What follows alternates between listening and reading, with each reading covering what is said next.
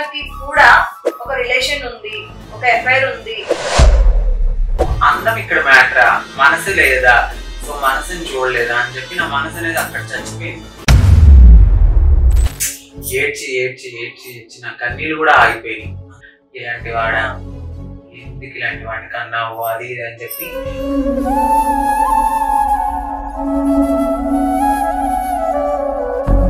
అప్పుడు అనుకున్నాను, ఏంటి నా జీవితం ఇది.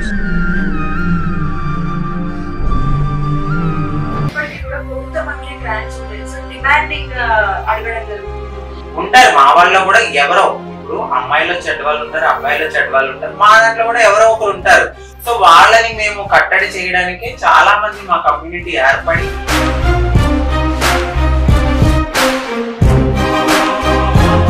డబ్బు ఎక్కడి నుండి వస్తుంది, అసలు ఏం చేస్తుంది, ఇన్కమ్ ట్యాక్స్ వాళ్ళు అంకిత మీద అసలు ఫోకస్ చేయట్లేరా, ఇన్ని సర్జరీలు చేయించుకుంటుంది, ఇన్ని డబ్బులు ఎక్కడి నుంచి దొరుకుతున్నాయి.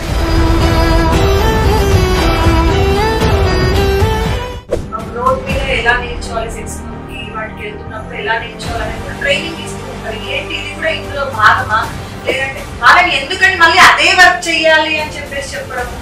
ఇప్పుడు నేనే ఉన్నాను, సో నా డే వన్ ఇవన్నీ పక్కన పెడితే బిగ్ బాస్ ఏం జరిగింది అసలు? బిగ్ బాస్ కి వెళ్తున్నారు అనుకున్నాము, మాకు వచ్చిన లిస్టులలో కూడా మీ పేరు వచ్చింది.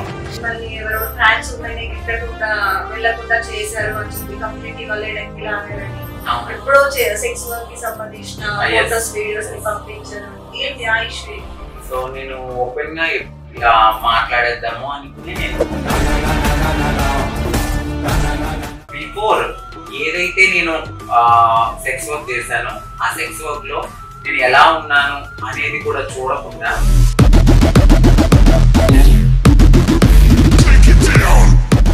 ఎవరైనా వీళ్ళ త్రూ కానీ లేదంటే ఇంకో త్రూ వచ్చి మీ దగ్గరకు వచ్చి నేను ఇలా మారాలి అనుకుంటున్నాను అని అన్నప్పుడు మీరు వద్దు, ఏదైనా డాక్టర్ దగ్గరికి వెళ్ళి కంట్రోల్ చేసి హార్మోన్స్ కంట్రోల్ చేయడానికి చూద్దాము. మేము ఒకటే చెప్తాం, నీ ఏజ్ ఎంత 18 years లోపు ఉంటే ఇది ఇండికేషన్.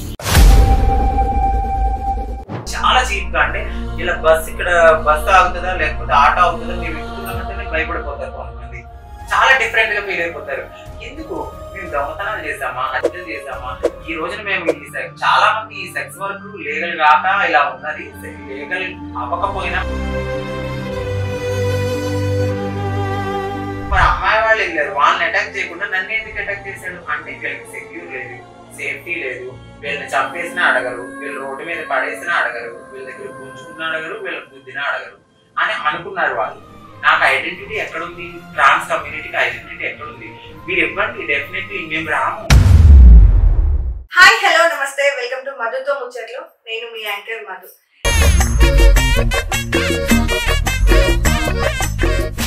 ఈ రోజు మన ఛానల్లో ఫస్ట్ ఇంటర్వ్యూ, ఫస్ట్ గెస్ట్, చాలా స్పెషల్ గెస్ట్. 1 year నుండి ఎక్కడ ఏ ఇంటర్వ్యూస్ లో కనిపించలేదు. రీసెంట్ గా బిగ్ బాస్ కి వెళ్తున్నారు అని తెలిసింది, బట్ ఏదో తెలీదు కారణాల వల్ల వెళ్ళట్లేదు అనే న్యూస్ కూడా వచ్చింది. సో ఏంటి అసలు ఇన్ని రోజులు ఇంటర్వ్యూలు ఇవ్వకపోవడానికి కారణం ఏంటి, బిగ్ బాస్ ఏమైంది, ఇంకా అప్డేట్స్ ఏంటి, ఇవన్నీ కూడా మాట్లాడి ఈ రోజు మనం ఆ గెస్ట్ తో తెలుసుకుందాం. సో ఆ గెస్ట్ ఎవరో కాదు, అంకిత నాయుడు గారు. ఒకసారి మాట్లాడి అన్ని విషయాలు తెలుసుకుందాం. నమస్తే అక్క. నమస్తే, ఎలా ఉన్నారు? సూపర్, చాలా బాగున్నాను, చాలా అందంగా కూడా ఉన్నారు. సో ఆల్మోస్ట్ 1 year అయింది. నేను కరెక్ట్ నాకు తెలీదు, ఆ గ్యాప్స్ లో డిస్టర్బెన్సెస్ లో ఉన్న టైంలోనే నేను మీకు కాల్ చేశాను కదా. కొంచెం డైట్ కూడా చేస్తాను, తగ్గిన తర్వాత మంచిగా కనిపిస్తున్నప్పుడు ఇస్తాను కూడా చెప్పారు. సో అలా కాస్త 1 year అయింది. సో ఫ్యామిలీ బ్యాక్గ్రౌండ్, విలేజ్ అదంతా కూడా మనం ఓల్డ్ ఇంటర్వ్యూస్ లో చూసాము. సో అదంతా మనకు ఆల్రెడీ ఐడియా ఉంది కాబట్టి 1 year నుండి ఏం జరిగింది లైఫ్ లో అనేది మాట్లాడదాం ఇంటర్వ్యూ రావడం జరిగింది. సో ఇప్పుడు లైఫ్ అంతా ఓకేనా? చాలా హ్యాపీగా చిన్న ఓకే. సో ఒక 1 year బ్యాక్ వెళ్తే ఒక ట్రాన్స్ ఉమెన్ బయటకు వచ్చి సక్సెస్ఫుల్ గా ఒక ఏమంటారు పెద్దగా మ్యారేజ్ చేసుకుని హ్యాపీ లైఫ్ తోని, హ్యాపీ ఫేసెస్ తోని కొన్ని ఇంటర్వ్యూస్ ఇవ్వడం జరిగింది. అప్పుడు దగ్గరగా టోటల్ అందరు కూడా షాక్. అంటే ట్రాన్స్ ఉమెన్స్ లో కూడా మ్యారేజ్ చేసుకున్న వాళ్ళు ఉన్నారు. బట్ ఇంత ఫ్యామిలీ యాక్సెప్టెన్స్ తోని ఇంత గ్రాండ్ గా బయటికి వచ్చి పెళ్లి చేసుకొని అంత హ్యాపీగా చెప్పింది నాకు తెలిసి నేను మిమ్మల్ని చూసాను. సడన్ గా ఏమైంది? అంత హ్యాపీగా ఉన్న మీరు సడన్ గా ఒక రోజు విడిపోయాము అని ఒక వీడియో, అందరు మళ్ళీ షాక్. ఏం జరిగింది? సో నేను చెప్పేది ఏంటంటే దిష్టి తగిలిందని చెప్పొచ్చు. దిష్టి తగిలిందని ఖచ్చితంగా చెప్పొచ్చు. అంటే చాలా బాగుండే వాళ్ళం, అదంతా నిజమే. ఎందుకంటే ఎప్పుడైతే మ్యారేజ్ అయిందో, సో మ్యారేజ్ అయినప్పటి నుంచి చాలా హ్యాపీగానే ఉన్నాం. ఒక సామెత ఉంది, అంటే ఆ నరుడు డిస్ట్రిక్ట్ నల్లరాలు కూడా పగిలిపోతాయి అని ఒక సామెత ఉంది. అది ఏంటంటే మీరు చాలా గమనించవచ్చు, ఎక్కువ మనకి యూట్యూబ్ లో గానీ ఎక్కడైనా కూడా ఒక కపుల్స్ కనపడితే వాళ్ళు డెఫినెట్లీ విడిపోయిన వాళ్ళనే నేనైతే చూసాను. అలాగే మేము కూడా అదే కోవకు వచ్చాం అనమాట. బానే నడుస్తుంది, హ్యాపీగా ఉన్నాము.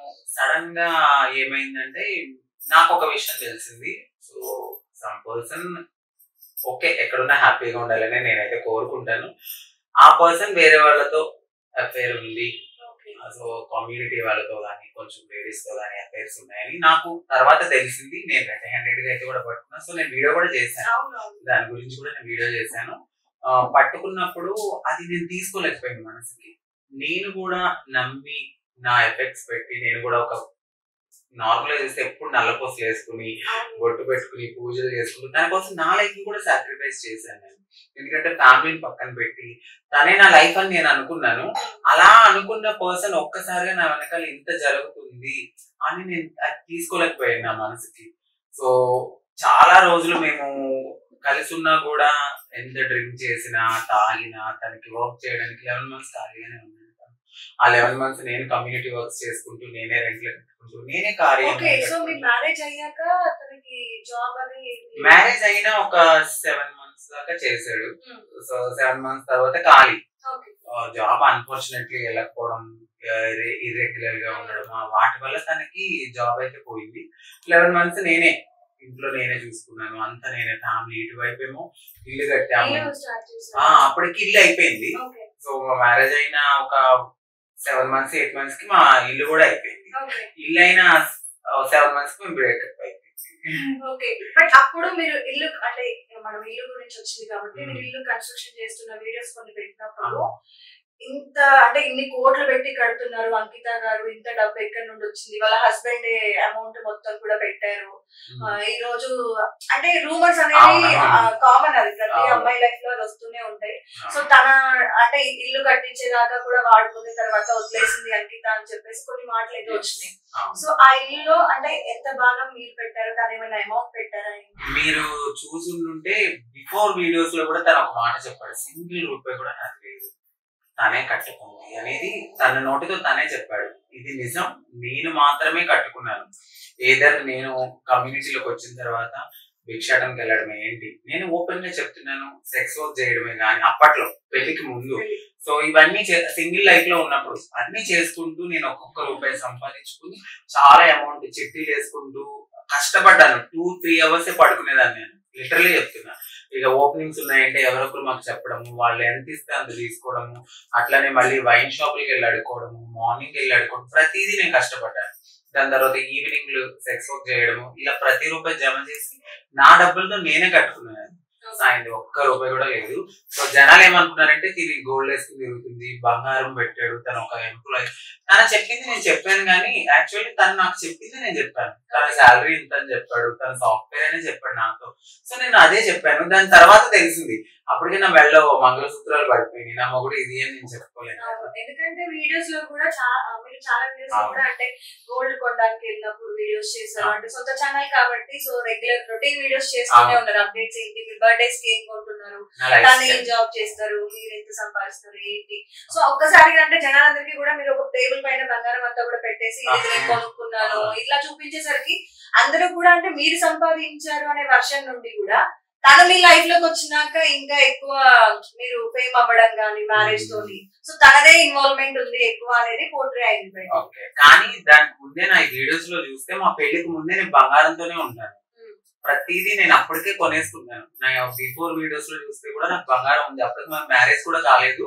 అప్పుడే మేము ఇన్స్టాగ్రామ్ లో ఆయన పోస్ట్ అప్లోడ్ చేసేసారు. నేను వద్దని చెప్పాను, బట్ ఆయన పోస్ట్ అప్లోడ్ చేసి ఓకే మనం మ్యారేజ్ చేసుకుందాం అట్లా ఇట్లా ఇట్లా అని చెప్పడంతో ఓకే తనే చేసుకుంటా అన్నప్పుడు నాకు ఒక లైఫ్ ఉంటది, నా వల్ల ఇంకో 10 మంది ట్రాన్స్ కూడా హ్యాపీగా ఉంటారు. ఎప్పుడు ఇదే బ్రతిక అడుక్కోవడము, సెక్స్ వర్క్ చేయడం, ఇదే బ్రతిక. మనకంటే ఒక లైఫ్ ఇచ్చినప్పుడు మనం కూడా ఒక అమ్మాయిలాగా ఉండొచ్చు అనేది నేను చూపించాలనుకున్నాను. బట్ అది ఫెయిల్యూర్ అయిపోయిందని నేను అనుకుంటున్నాను. అంటే ఆ పాపని కూడా తీసుకుందాము అనుకున్నారు. సో దాని తర్వాత చాలా చాలా ప్లాన్స్ చేసుకున్నారు. బట్ సడన్ గా ఒక నైట్ టైప్ లో అంటే ఇలా ఉంది ఎఫ్ఐఆర్ అని తెలిసినప్పుడు చాలా ఒక థాట్ అయితే వస్తుంది, అదే ఏంటి ప్రతి అబ్బాయి ఇంతేనా, మళ్ళీ అంటే మన లైఫ్ ఇంతేనా, ఇంకా ఇంత హ్యాపీగా ఉన్నాం కదా, సో ఏంటి అనే క్వశ్చన్ అయితే వస్తుంది. సో తెలిసినప్పుడు ఎగ్జాక్ట్ గా మీ మైండ్ ఎలా అనేది ఎలా ఉంది? షాక్ అయిపోయాను ఒకసారి. అంటే ఒక అమ్మాయిని సరిగ్గా ఉండనప్పుడు నేను ఎలా అసలు ఇంత ముందుకు వెళ్ళిపోయాను, కరెక్టేగా నేను చేసింది. ఇన్నాళ్ళు నేనే ఒక బావిలో కప్పలాగా ప్రపంచం తనేనా అని అనుకున్నానా, తను ఎందుకు ఇంత ఇలా దారుణంగా చేశాడు అది నేను తీసుకోలేకపోయాను. బట్ నేను చచ్చిపోవాలి లేకపోతే ఇంకేదో అయిపోయి నాకు అసలు లేదు, నా ఫ్యామిలీ ఉంది, అన్ని ఉంది. ఈ అబ్బాయి నేను వెళ్ళిపోతే ఇంకో అమ్మాయితో ఉంటాడు, బట్ నా ఫ్యామిలీ, మా అమ్మకి నేనే, మా అక్క వాళ్ళకి నేనే సపోర్ట్, అందరికి నేనే చచ్చిపోతే కాదు. సో ఉన్న చోట నేను హ్యాపీగా ఉండి తనకి చూపించాలి. అంటే ఇప్పుడు నాకన్నా ఇంకొంచెం అందంగా ఉన్న వాళ్ళు ఉంటే వెళ్ళిపోతారా?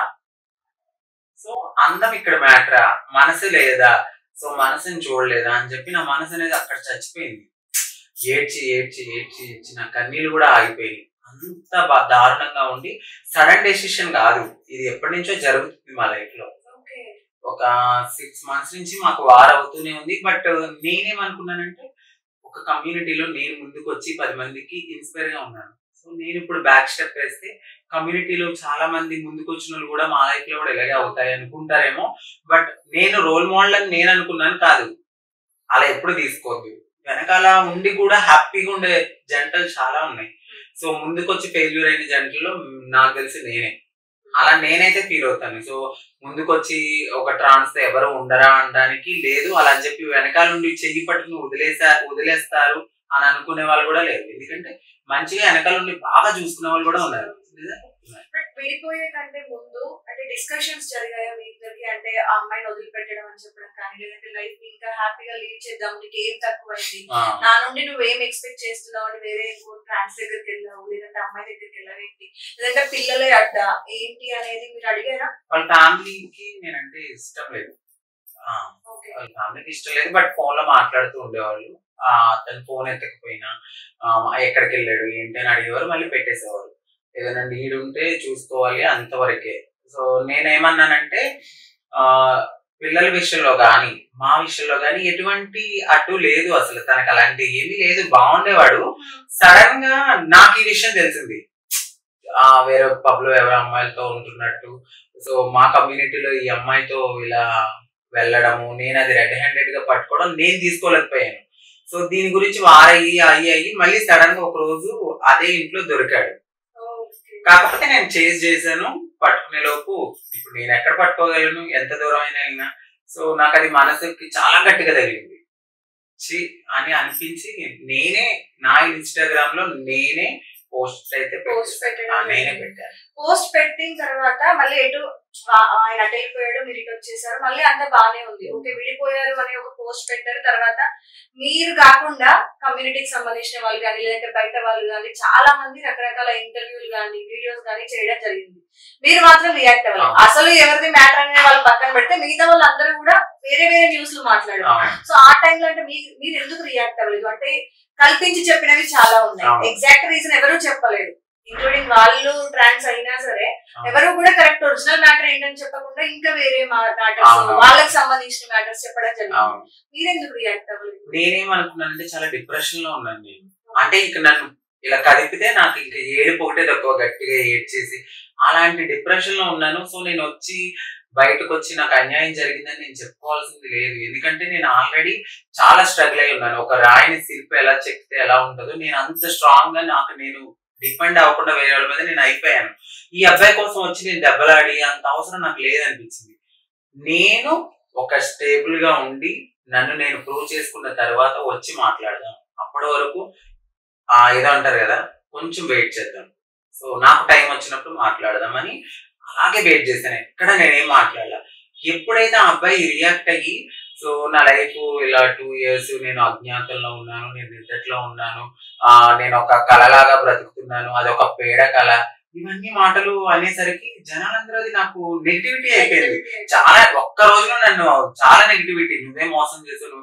బట్ నాకు తెలిసి నేను మోసం చేయలేదు. ఆ తర్వాత కూడా అంటే తన పేజ్ లో చూస్తే లవ్ యూ చిన్ను అని, మిస్ యూ చిన్ను అని, అంటే లైక్ మళ్ళీ అవే పోస్ట్లు, ఏ పోస్ట్ పెట్టినా కింద లవ్ యూ చిన్ను అనుకుంటూ కొన్ని ట్యాగ్స్ పెట్టడం జరిగింది. సో జనాలందరూ ఏమనుకున్నారంటే at the same time me YouTube videos లో కూడా షాడోస్ ని చూసి అబ్బాయి ఇంకా ఉన్నాడు. ఇంక్లూడ్ నేను కూడా అడిగాను మిమ్మల్ని, ఏంటక్క మీరు కలిసే ఉన్నారా, జనాలని పిక్చర్లను చేస్తున్నారా ఏంటి మీరు, అంటే యూట్యూబ్ ఫేమ్ కోసం కానీ లేదంటే యూట్యూబ్ వ్యూవర్షిప్ రావట్లేదు అని చెప్పేసి ఏమన్నా చేస్తున్నారా అని చెప్పేసి కూడా నేను అడిగాను. చాలా మంది కూడా కమెంట్స్ అవే, లేదు ఆ అక్క ఉన్న బావ ఇద్దరు కలిసే ఉన్నారు, మనల్ని పిక్చర్లను చేస్తున్నారు అనే కమెంట్లు కూడా వచ్చినాయి. సో మరి అప్పుడు కూడా మీరు రియాక్ట్ అవ్వలేదు. అప్పుడు నేను అడిగితే కూడా ఏం చెప్పారు, లైక్ అది ఎప్పటికో ఓల్డ్ వీడియోస్. అవును, అవి ఓల్డ్ వీడియోస్ కి నేను తన వాయిస్ అక్కడక్కడ వినపడినా కూడా నేను అది కట్ చేసి పెట్టుకున్నాను. ఓకే, సో అప్పటికే మీరు అంతా కూడా అప్పటికే వెళ్ళిపోయాము.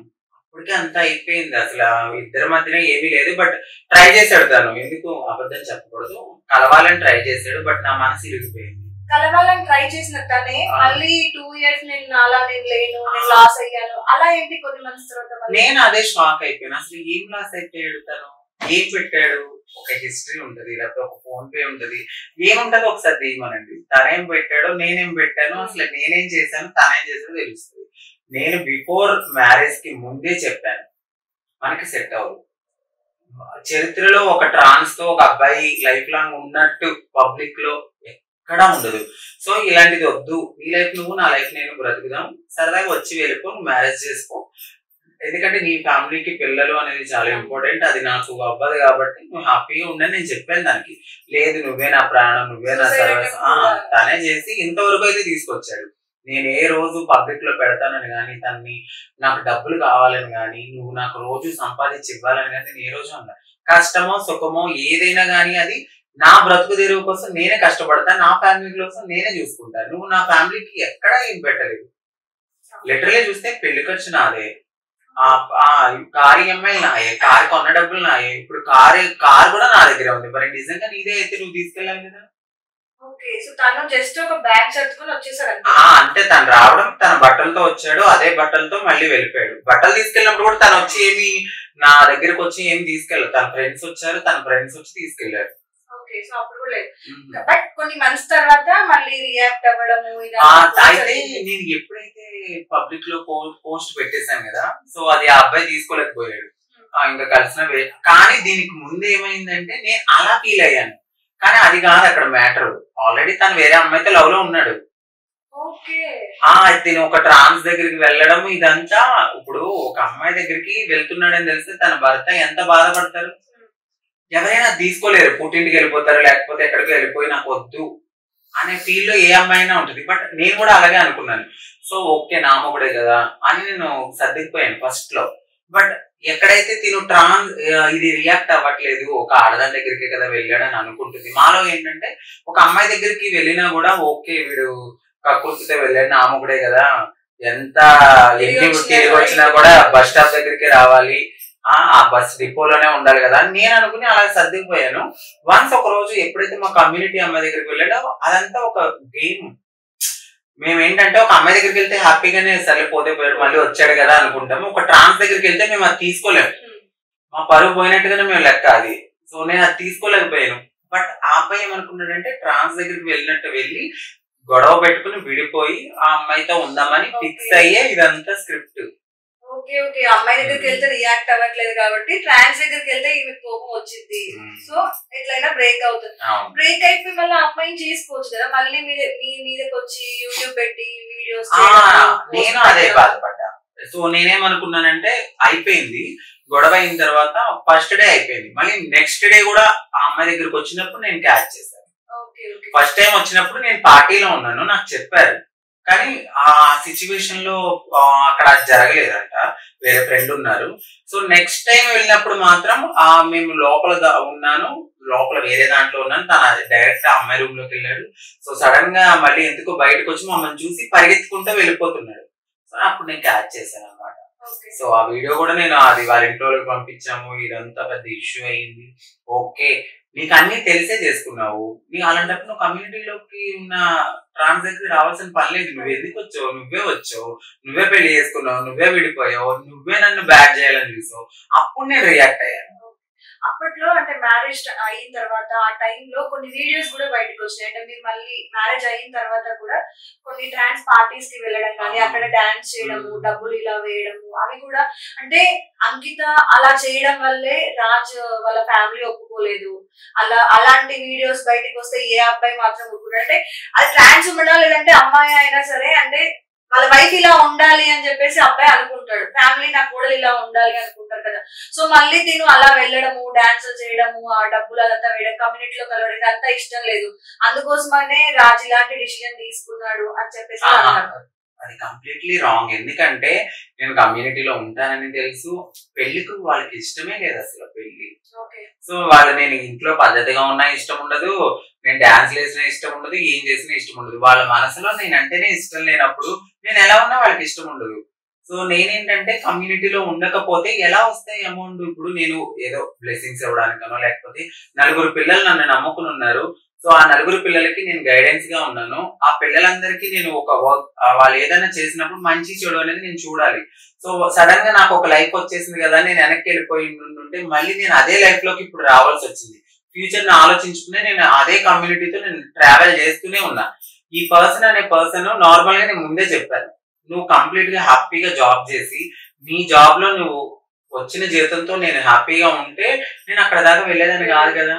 సో నీ వైపు నేను కరెక్ట్ గా ఒక అబ్బాయిలో ఉన్న క్యాపబిలిటీ ఏదైతే ఉంటుందో తన దగ్గర అది నాకు కనపడలేదు. ఇక నేనైనా కష్టపడి హ్యాపీగా నేను తన కలిసి ఉందామనే మేము చేసుకున్నాం తప్ప ఇక జనాలు ఏదైతే పడితే అది అంటా ఉంటారు. నేను అన్ని పట్టించుకుంటే నేను ఉండలేను కదా. వాళ్ళు నాకైతే తీసుకొచ్చి పెట్టరు. నేను బయట గుమ్మం దాటితేనే నాకు, గుమ్మం దాటకపోతే నాకు కూడా ఏమీ రాదు. ఆ టోటల్ ఆ స్టోరీ తర్వాత మళ్ళీ ఒక్కసారిగా అంకితలో ఒక చేంజ్, డ్రెస్సింగ్ విధానంలో అయ్యిండొచ్చు, మాట విధానంలో అయ్యిండొచ్చు, లైఫ్ స్టైల్ ఎవ్రీథింగ్ కూడా కంప్లీట్ చేంజ్. అంటే మళ్ళీ అప్డేట్ అయ్యారు కంప్లీట్ గా. అప్పుడు అంకిత 1 అంటే తర్వాత అంకిత 2.0 ఆ టైప్ లో ఏంటంటే కంప్లీట్ చేంజ్, లైఫ్ స్టైల్ మొత్తం మార్చుకున్నారు అనమాట. సో ఒక్కసారిగా దాన్ని కూడా జనాలు రిసీవ్ చేసుకోలేకపోయారు.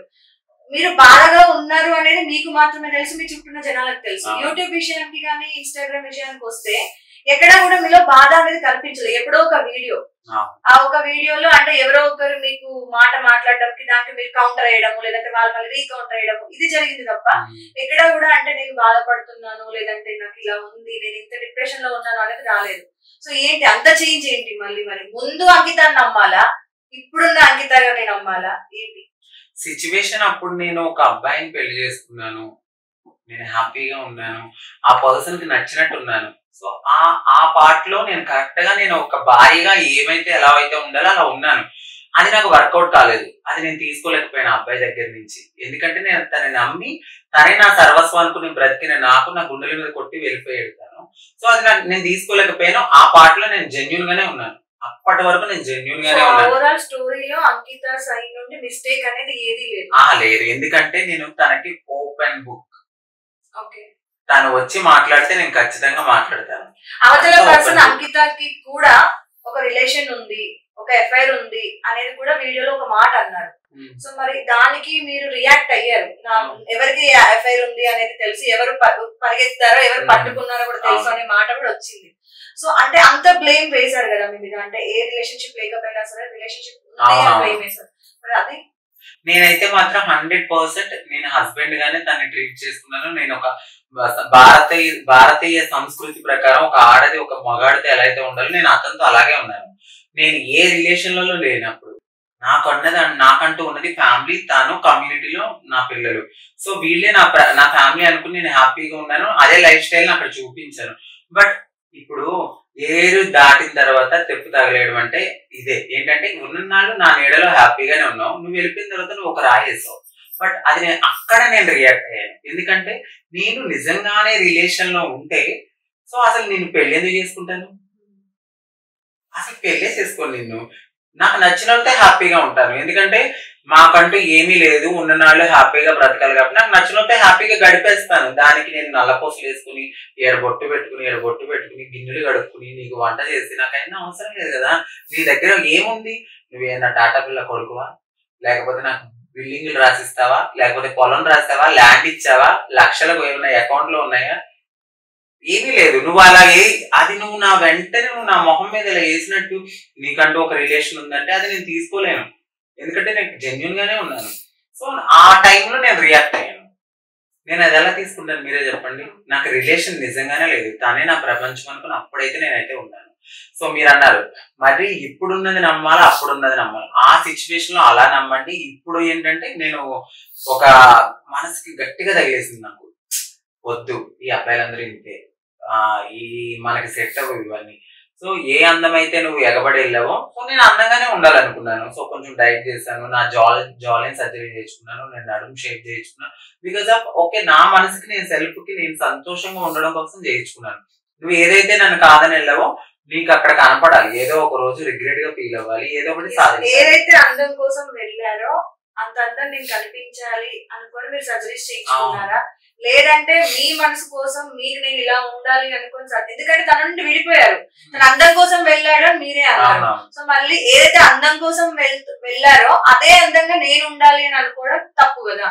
మీకోసం మీరు చేయించుకుంటే ఓకే, కానీ ఒక అబ్బాయి మీ నుండి వెళ్ళిపోయాడు కాబట్టి తన అందంగా లేనేమో అనుకుని సర్జరీలు చేయించుకోవడం తప్పు కదా. ఏంటంటే ఫస్ట్ నుంచి నాకు కొంచెం అందంగా ఉండాలనే అనిపించింది. తనన్నప్పుడు కూడా నేను ఇది కొంచెం ఎక్కువ ఉంది, సో నేను చేయించుకోవాలంటే ఎందుకు వద్దు, అవసరం లేదు, మనకి ఇవన్నీ అవసరం లేదని తను చెప్పాడు. మా మనసులో ఎప్పుడు ఉంటది మేము అందంగా ఉండాలి, అందంగా ఉండాలని. బట్ తన కోసం నేను ఆగిపోయాను. నాకంటూ తను ఒక లైఫ్ ఇచ్చాడు, తనకి ఇప్పుడు నేను ఇవన్నీ చేయించుకుంటే తను తట్టుకోలేడు, ఇవన్నీ ఎందుకని నేను హ్యాపీగానే ఉన్నాను. వన్స్ తను ఎప్పుడైతే నన్ను మేము కాదనుకుని ఇద్దరం బ్రేకప్ చెప్పుకున్నామో ఇది నా ఇండివిజువల్ లైఫ్, నా కోసం నేను బ్రతకడం కోసం. ఎదుటి వాళ్ళని నేను పోల్చుకోవచ్చు, లేకపోతే ఇప్పుడు ఐశ్వర్య ఉంది, ఐశ్వర్య మనం అవ్వాలనుకోలేం కదా, ఎంతో కొంత కొంచెం అవ్వాలి అనే ఫీలింగ్ లో నేను అవ్వాలనుకున్నాను అంతే. బట్ అవతల వ్యక్తికి ఎందుకు ఉండదండి, ఎవరికైనా అనిపిస్తుంది వీడు ఏదైతే కాదనుకుని వెళ్ళాడో సరే వీడు చూసి కుళ్ళిపోవాలి, లేకపోతే ఇంకోటి అనుకోవాలి, ఖచ్చితంగా ఉంటది. ఇప్పుడు కెమెరా ముందు నేను అబద్ధాలు ఆడితే అది బాగోదు కదా. సర్జరీస్ అనేది చాలా రిస్క్ అవునా? అంటే మీరు చేసుకున్న ఒక్కో సర్జరీ జనరల్ గా మనం మాట్లాడుకుంటూ వెళ్తే ఒక అబ్బాయి నుండి అమ్మాయిగా మారాలంటే మల్టిపుల్ సర్జరీ, అందులో మెయిన్లీ కొన్ని ఉన్నా సరే మళ్ళీ ఇవన్నీ కూడా మీరు చేయించుకుని వచ్చినప్పుడు ఎంతో మంది రీసెంట్ గా కూడా మనం చూసాం కొంతమంది సర్జరీ టైంలోనే మీకు కాల్ చేసినాక ఎందుకు అక్కడ రిస్క్ తీసుకుంటున్నారు. సో అంటే అంత రిస్క్ తీసుకొని మీ ప్రాణం మీద మీరు ఇన్ని సర్జరీలు చేయించుకున్నప్పుడు అంటే వెనకాల ఫ్యామిలీ వద్దడం కానీ అలా ఏం జరగలేదా? అమ్మ వాళ్ళు ఎప్పుడు వద్దనే అంటారు. బట్ నేనేమనుకున్నానంటే ఉన్నది చిన్న జీవితం, నాకు నచ్చినట్టు నేను బ్రతకాలనుకున్నాను. సో రిస్కే ఇది, కాకపోతే మనం కరెక్ట్ గా ఒక మంచి డాక్టర్ దగ్గర చేయించుకోవాలి. సో ₹1 ఎక్కువ తక్కువ మనం మంచి డాక్టర్ దగ్గరికి వెళ్ళి ఆయన్ని కన్సల్ట్ అయితే ఇప్పుడు మనము వెనకాల బ్యాకప్ చూసుకోవాలి, ఈయన చేసి ఉన్నాడా, ఇది సక్సెస్ అయినాయా అన్ని చూసుకుని వెళ్ళాలి. ఎక్కడో 10,000 చేస్తున్నారు 20,000 చేస్తున్నారు అనుకుంటే చనిపోతారు ఖచ్చితంగా. వాళ్ళకి ఏమంత అన్ప్రొఫెషనల్ డాక్టర్స్. సో నేను అందుకని ఎప్పుడు మంచి డాక్టర్ దగ్గర సజెస్ట్ చేసుకుని ఆ పర్సన్ ఎలాగా ఏం చేస్తారో తెలుసుకుని చేయించుకుంటారు. ఇల్లు కట్టిన తర్వాత అదే ఒక పెద్ద బర్డెన్, ఎందుకంటే మీ ఇల్లు చూస్తేనే మనకు అర్థమైపోతుంది దగ్గర దగ్గర ₹1 కోటి ఖర్చు అయి ఉంటుంది, 2 కోట్లు ఖర్చు అయ్యింది. ఓకే, దాని తర్వాత మళ్ళీ ఇమీడియట్ గా ఒక సర్జరీ తర్వాత ఒక సర్జరీ అని లేకపోతే ఇవన్నీ చాలా డబ్బులు ఇన్వెస్ట్ చేస్తూనే ఉన్నారు. సో జనాలందరికీ కూడా ఇంకొక డౌట్ ఉంది, అంకితకి ఇంత డబ్బు ఎక్కడి నుండి వస్తుంది, అసలు ఏం చేస్తుంది? ఇన్కమ్ ట్యాక్స్ వాళ్ళు అంకిత మీద అసలు ఫోకస్ చేయట్లేరా ఏంటి, ఏం జరుగుతుంది అనే డౌట్ కూడా ఉంది. సో ఏంటి ఇంత డబ్బు ఎలా వస్తుంది అంకితకి, మేము ఇంత కష్టపడుతున్నాం అంటే యూట్యూబ్ నుండి అంత రెవెన్యూ వస్తుందా ఏంటి? అంటే ఒకప్పుడు రెవెన్యూ బాగా వచ్చింది. ఓకే, ఒక 3 తీసుకున్న టైం ఉంది, 2.8 తీసుకున్నాము, 2.2 1.8 లాస్ట్ 1.8 వరకు మాకు చాలా బాగా వచ్చేది రెవెన్యూ. సో దాన్ని కూడా మేము సేవ్ చేసుకున్నాం, ఎందుకంటే నేను యూట్యూబ్ పెట్టి 2 years అవుతుంది. వెంటనే నేను ఫస్ట్ ఎప్పుడైతే హోమ్ టూర్ చేశానో అదే నాకు వెంటనే 2 billions వెళ్ళిపోయింది. వెంటనే అప్పుడే నాకు డబ్బు ఇలా వస్తుందా, యూట్యూబ్ లో డబ్బులు వస్తాయని కూడా నాకు అసలు తెలియదు. సో ఆ తర్వాత మేము అది సేవింగ్ చేశాను. నేను గోల్డ్ అనేది ముందే కొనుక్కున్నాను, నాకు గోల్డ్ పిచ్చి చాలా ఉంది.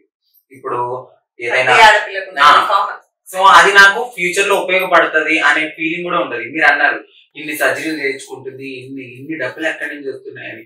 సో గోల్డ్ అనేది నాకు ఒక ఇన్వెస్ట్మెంట్. నాకు అవసరం ఉన్నప్పుడు నేను బ్యాంక్ లో పెట్టుకుంటాను. సో ఆ డబ్బులు తీసుకుని నేను జాయిన్ చేయించుకున్నాను. మళ్ళీ తర్వాత వెళ్ళి నా దగ్గర డబ్బులు ఉన్నప్పుడు అది విడిపించుకున్నాను. ఇంకొంచెం గోల్డ్ మరి అక్కడే ఉంది. మరి అది ఎవరైనా చూసి మరి ఇడిపిస్తానంటే ఇడిపించమానండి. సో ఎప్పుడు అదే అంటున్నారు, ఎవరో ఇన్కమ్ ట్యాక్స్ వాళ్ళు ఎవరైనా వస్తే అవన్నీ మా గోల్డ్ అక్కడ ఉంది ఇడిపిమని చెప్తాను. మీరు అడిగారు కదా. ప్రెసెంట్ అయితే యూట్యూబ్ చేస్తున్నాను. సో ఎవరైనా నాకు అంటే విఐపి క్లయింట్స్ ఉంటారు అనమాట. అంటే ఇలా వెళ్ళి దిష్టి తీయడము, నాకు బాగా ఎక్కువ మంది ఉన్నారు. ఎప్పుడైనా వాళ్ళకి అమావాస్య అప్పుడు కానీ అలా నాకు బాగానే ఇస్తారు వాళ్ళ అమౌంట్. వాళ్ళే పిలిచి వాళ్ళు నచ్చినట్టు దిష్టి తీసి వాళ్ళకి నచ్చినట్టు చేసి వాళ్ళు ఇచ్చిన అమౌంట్ తీసుకుంటాను. ఇంకా నా కింద ఒక 50 మెంబర్స్ పిల్లలు ఉంటారు, వాళ్ళ గైడెన్స్ లో ఉంటాను. అప్పుడప్పుడు యూట్యూబ్ చేస్తున్నాను. దాని తర్వాత అంటే ఈ ఫేజ్ లోనే మళ్ళీ ఈ సర్జరీ అన్నింటిలోనే మేము వాట్సాప్ లో అండ్ కొన్ని ఇన్స్టాగ్రామ్ లో కూడా స్టోరీస్ పెట్టుకున్నప్పుడు చూసాం అనమాట. లేకంటే మీకు ఇంతకు ముందు ఎవరైతే హెడ్ ఉంటారో అంటే మీరు అత్తయ్య అమ్మ తెచ్చుకుంటారు కదా, వాళ్ళ నుండి కూడా మీరు పోయి సపరేట్ గా మార్చుకున్నట్టుగా కొన్ని వీడియోస్ ఏమో పెట్టారు. ఏంటి అది నిజమేనా?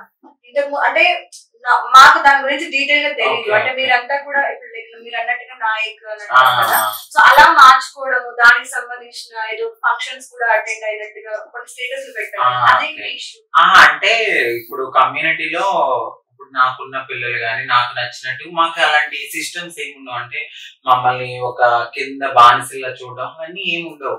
మాకు నచ్చిన లైఫ్ లో హ్యాపీగా బ్రతకమని చెప్తారు. సో నేను అంటే ఇక్కడ మాదాపూర్ లో కొంచెం హెడ్ గా ఫీల్ అయ్యి వాళ్ళు నాకు ఒక నాయకత్వాన్ని ఇచ్చి పిల్లల దగ్గర వాళ్ళు మంచిగా చూసుకుని ఏదైనా ఇప్పుడు కొంతమంది మీకు తెలుసు కొంతమంది వెళ్తారు షాప్ ఓపెనింగ్స్ కి వెళ్తారు. వాటికి వెళ్ళినప్పుడు ఏదైనా వాళ్ళకి ఇష్యూస్ అయినా అలాంటివి ఏమీ జరగకుండా మనకి ఎవరైతే మీరు నమ్ముతున్నారో మనము ఇలా వెళ్ళి వాళ్ళకి బ్లెస్సింగ్స్ ఇవ్వడము, వాళ్ళకి మంచి జరుగుతుంది అనే ఫీల్ అవుతూ ఉంటారు.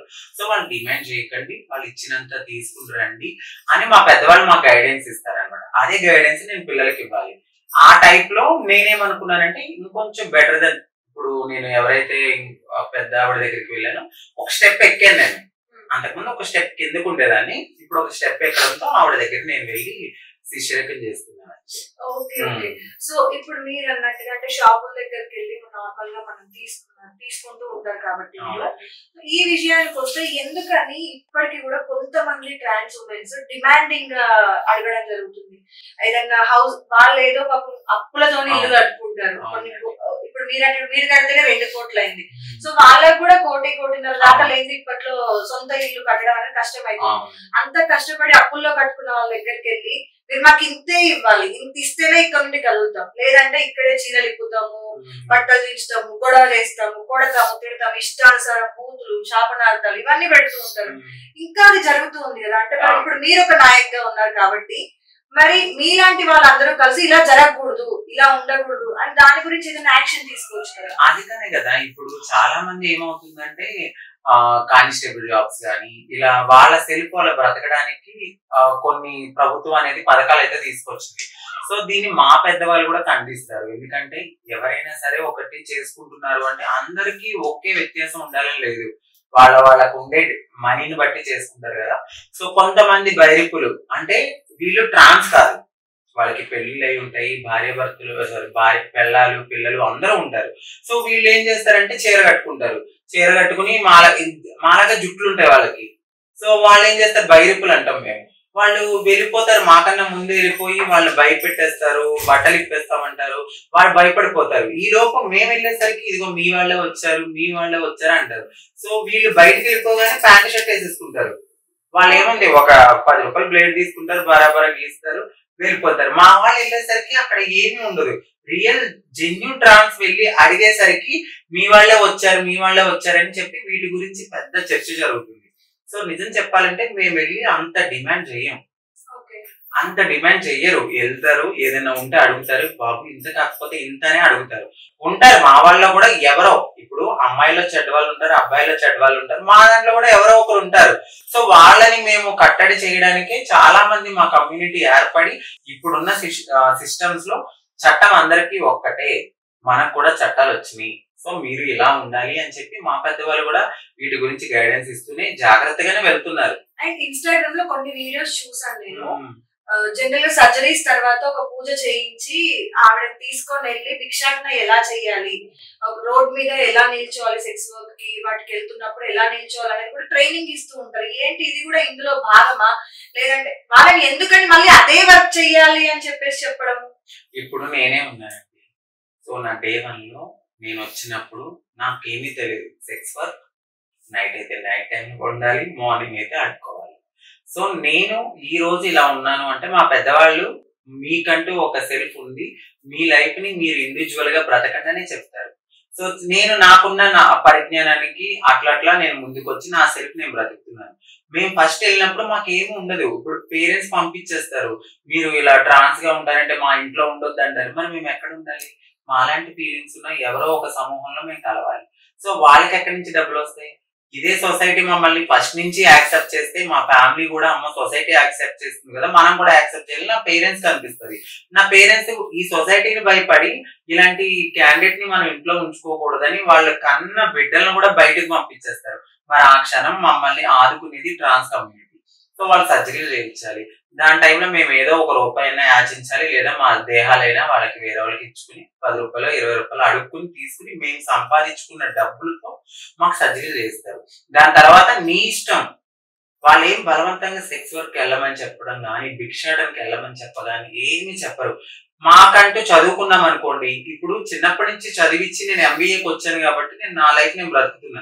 చిన్నప్పుడే 9th క్లాస్ లోనే ఒక ఫీలింగ్ ఉన్న వ్యక్తి ట్రాన్స్ కమ్యూనిటీకి వస్తారు. వాళ్ళు ఏం చేసుకోవాలి? ఒక హోటల్కి వెళ్తారు, పని చేసుకుంటానని చెప్తే అంతెందుకు మా వాళ్ళే ఒక హోటల్ పెట్టారు కమ్యూనిటీ వాళ్ళు. ట్రాన్స్ కమ్యూనిటీ వాళ్ళు హోటల్ పెట్టినప్పుడు మరి ఇదే సొసైటీ ఎందుకు ఎంకరేజ్ చేయట్లేదు? వీళ్ళ దగ్గరికి వెళ్ళి తింటే ఏమవుతుందో, వీళ్ళు ఏమైనా కలిపేశారో, వీళ్ళు అసలు ఏదైనా మాకు కూడా ఏమైనా అయిపోతుందని మరి వీళ్ళు ఎందుకు ఇప్పటికీ 2025 ఉన్నా కూడా మా మీద వివక్ష చేయట్లేదు అనేదానికి మీరేం రీజన్స్ అనుకుంటున్నారు? నేను అదే అనుకుంటున్నాను. ఇంకా జనరేషన్ మారాలి. ఇంకా ఇలాగే ఉన్నారు వీళ్ళు, ఇంకా అలాగే ఉన్నారు అని అనుకోవద్దు. ఇప్పుడున్న జనరేషన్ లో సొసైటీ కొంచెం యాక్సెప్ట్ చేసింది, నేను అది అగ్రీ చేస్తాను, ఖచ్చితంగా అగ్రీ చేస్తాను. ఇంకా అగ్రీ చేయాలి. ఎందుకంటే చదువుకోలేని వాళ్ళు ఉంటారు కదా, మీరు అన్నారు ఇంకా మీరు అదే వర్క్ కి ఎందుకు వెళ్తున్నారు, మీరు ఇంకా చాలా పథకాలు వచ్చినాయి కదా. పథకాలు వచ్చినప్పుడు యూజ్ చేసుకుంటున్నారు, చదువుకున్న వాళ్ళు ఏదో ఒకలా బ్రతుకుతున్నారు. మరి చదువు లేని వాళ్ళు అదే చేసుకుని బ్రతుకుతున్నారు. బతకడం కోసము మేము ఎలా బతకాలి? మీరే క్వశ్చన్ చేశారు ఇందాక. మాకు ఇది సొసైటీ యాక్సెప్ట్ చేయలేనప్పుడు మేము ఏం చేయాలి? సో ఈ వర్క్ చేసుకుంటేనే మాకు అన్నం తినగలుగుతాం, మేము బతకగలుగుతాం అంటున్నాం కదా. అదే డబ్బును తీసుకెళ్లి మీ పార్టీస్ లో ఇలా ఇలా ఇలా ఎగరేస్తూ ఉంటారు. మరి అదెంతవరకు కరెక్ట్? దాన్ని చూసి నెక్స్ట్ ఉన్న వాళ్ళు ఏమని ఆలోచించాలి? ఇప్పుడు మీరే అంటున్నారు 9th క్లాస్ లో 8th క్లాస్ లో అన్నారు. అసలు వాళ్ళ ఫీలింగ్స్ లేకపోయినా కూడా అదే ట్రాన్స్ గా మారినామంటే మనం ఎక్కువ కష్టపడాల్సిన అవసరం లేదు. మనం వెళ్ళొచ్చు, షాపుల దగ్గరికి వెళ్తే డబ్బులు ఇస్తారు మనకి. మనము ఈ టైప్ లో ఇప్పుడు దొంగ వాళ్ళు ఎట్లయితే పుట్టుకొచ్చారో దొంగ వాళ్ళు కూడా ఇందులో పుట్టుకొచ్చారు. అది ఒప్పుకోవాల్సిన విషయం.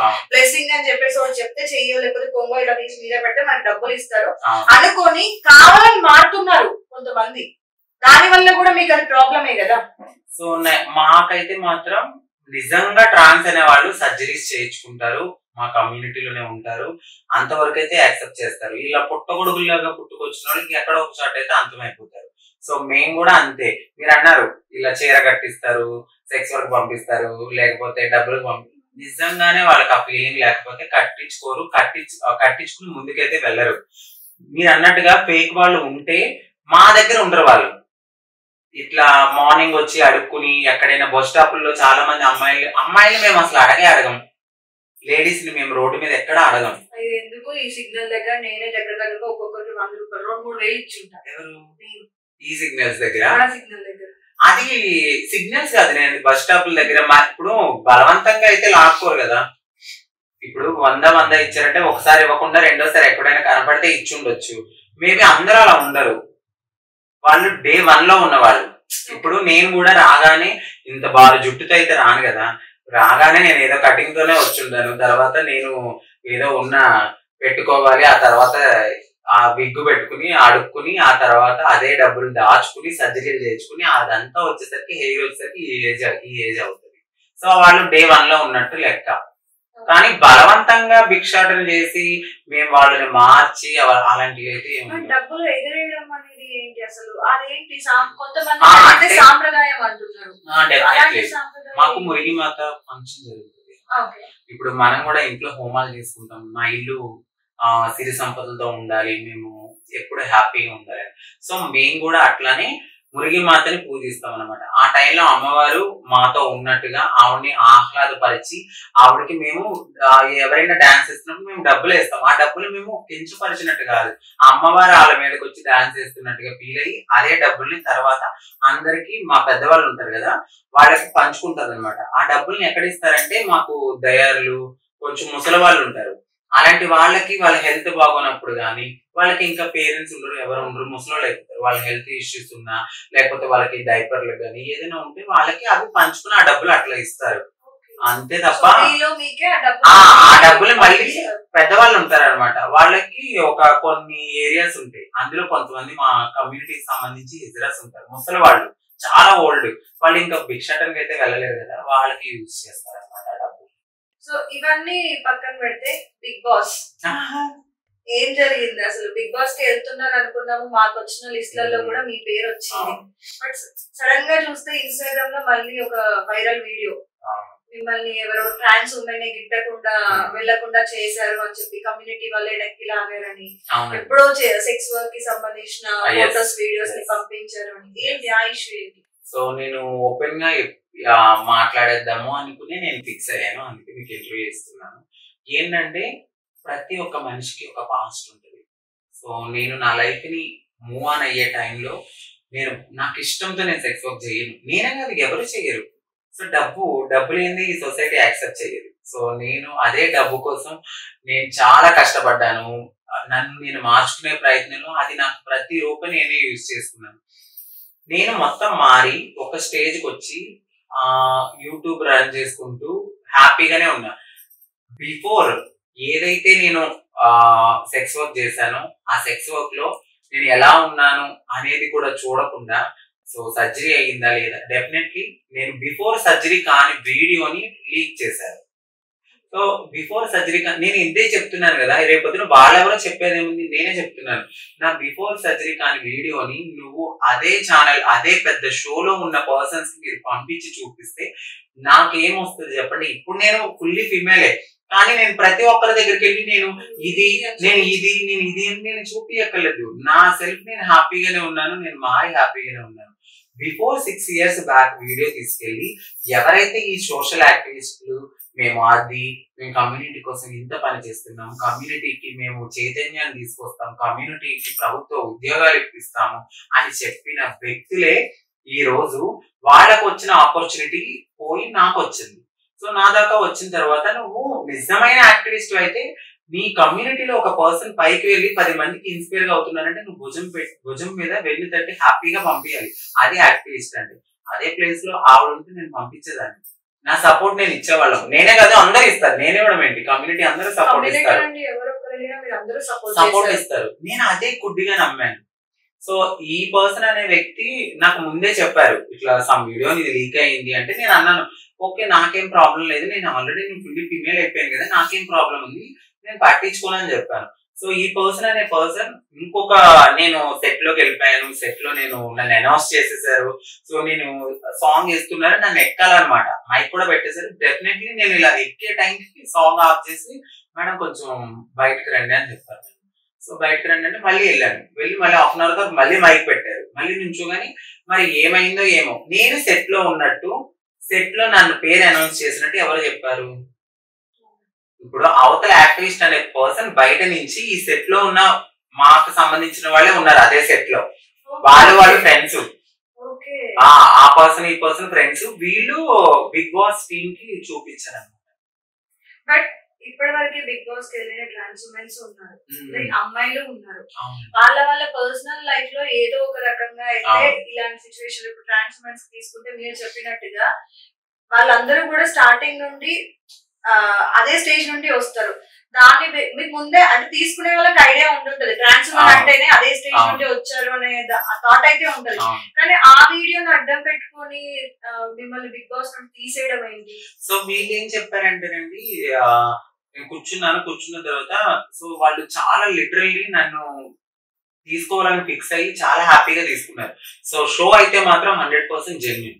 సో షోని నేను అసలు ఏమీ మాట్లాడదలుచుకోలేదు, ఎందుకంటే మంచి షో కాబట్టి. ఇఫ్ ఇన్ కేస్ అక్కడ నాకు అన్యాయం జరిగి ఉంటే నా వాయిస్ రేజ్ అయ్యేది. నాకు అన్యాయం చేసింది కమ్యూనిటీలో ఎవరైతే నేను యాక్టివిస్ట్ అనుకుంటానో వాళ్ళే.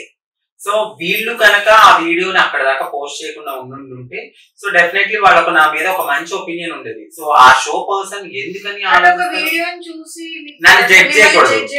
సో నేను అప్పుడు అదే చెప్పాను, మెడికల్ టెస్ట్ కి వెళ్దాము, సో మీరు ఒకసారి చెక్ చేయండి, చెక్ చేసిన తర్వాత నేను ఫుల్లీ ఫీమేల్ కాకపోతే మీరు వాయిస్ మీరు నన్ను పంపించవచ్చు, బాయ్కట్ చేయొచ్చు. బిగ్ బాస్ కి సెలెక్ట్ అయ్యే కంటే ముందు ప్రతి ఒక్కరికి కూడా అన్ని రకాల మెడికల్ టెస్ట్లు చేస్తారు. హెల్త్ ప్రాబ్లమ్స్ ఏమైనా ఉన్నాయా ఏంటి, ట్రాన్స్ ఉమెన్ అయితే ఫుల్లీ ట్రాన్స్ ఉమెన్ కాదా ఏంటి అనేది కూడా మెడికల్ టెస్ట్లు ఉంటాయి అనేది బయటకి విన్నాం. మరి ఆల్రెడీ మీకు మెడికల్ టెస్ట్లు జరగాలి కదా.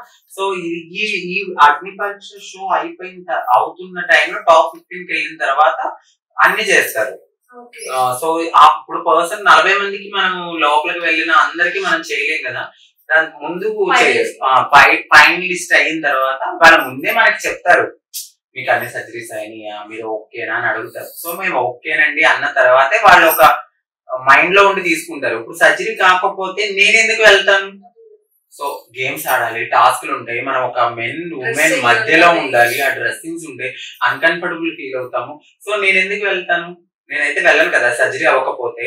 సర్జరీ అయింది నేను కూడా తీసుకోను, డెఫినెట్లీ తీసుకోను. బయటికి నాకు నేను బ్యాడ్ గా పోర్ట్రేట్ చేసుకోవాలని నేను అనుకోను. సో వచ్చిన అవకాశం మంచి అవకాశం, ఆ అవకాశంలో నాకు వచ్చింది, నువ్వు హ్యాపీగా ఫీల్ అవ్వాలి. సో నువ్వు ఎవరైతే నువ్వు పర్సన్ యాక్టివిస్ట్ అంటారో ఆ పర్సన్ తీసుకెళ్లి ఇంకో పర్సన్ చూపించి అది టోటల్ కమ్యూనిటీకి బ్యాడ్ నేమ్ వస్తుంది. ఆ టైంలో మీకు ప్రియాంక గారు చాలా బాగా సపోర్ట్ చేసింది ఆవిడ. ఎందుకంటే ఈ బయట ఉండి వాగుతూ ఉంటారు కొంతమంది, నేను అది చేస్తా, నేను ఈ ట్రాన్స్ కమ్యూనిటీకి ఇది చేస్తాను. ప్రియాంక సింగర్ అట్లా కాదు.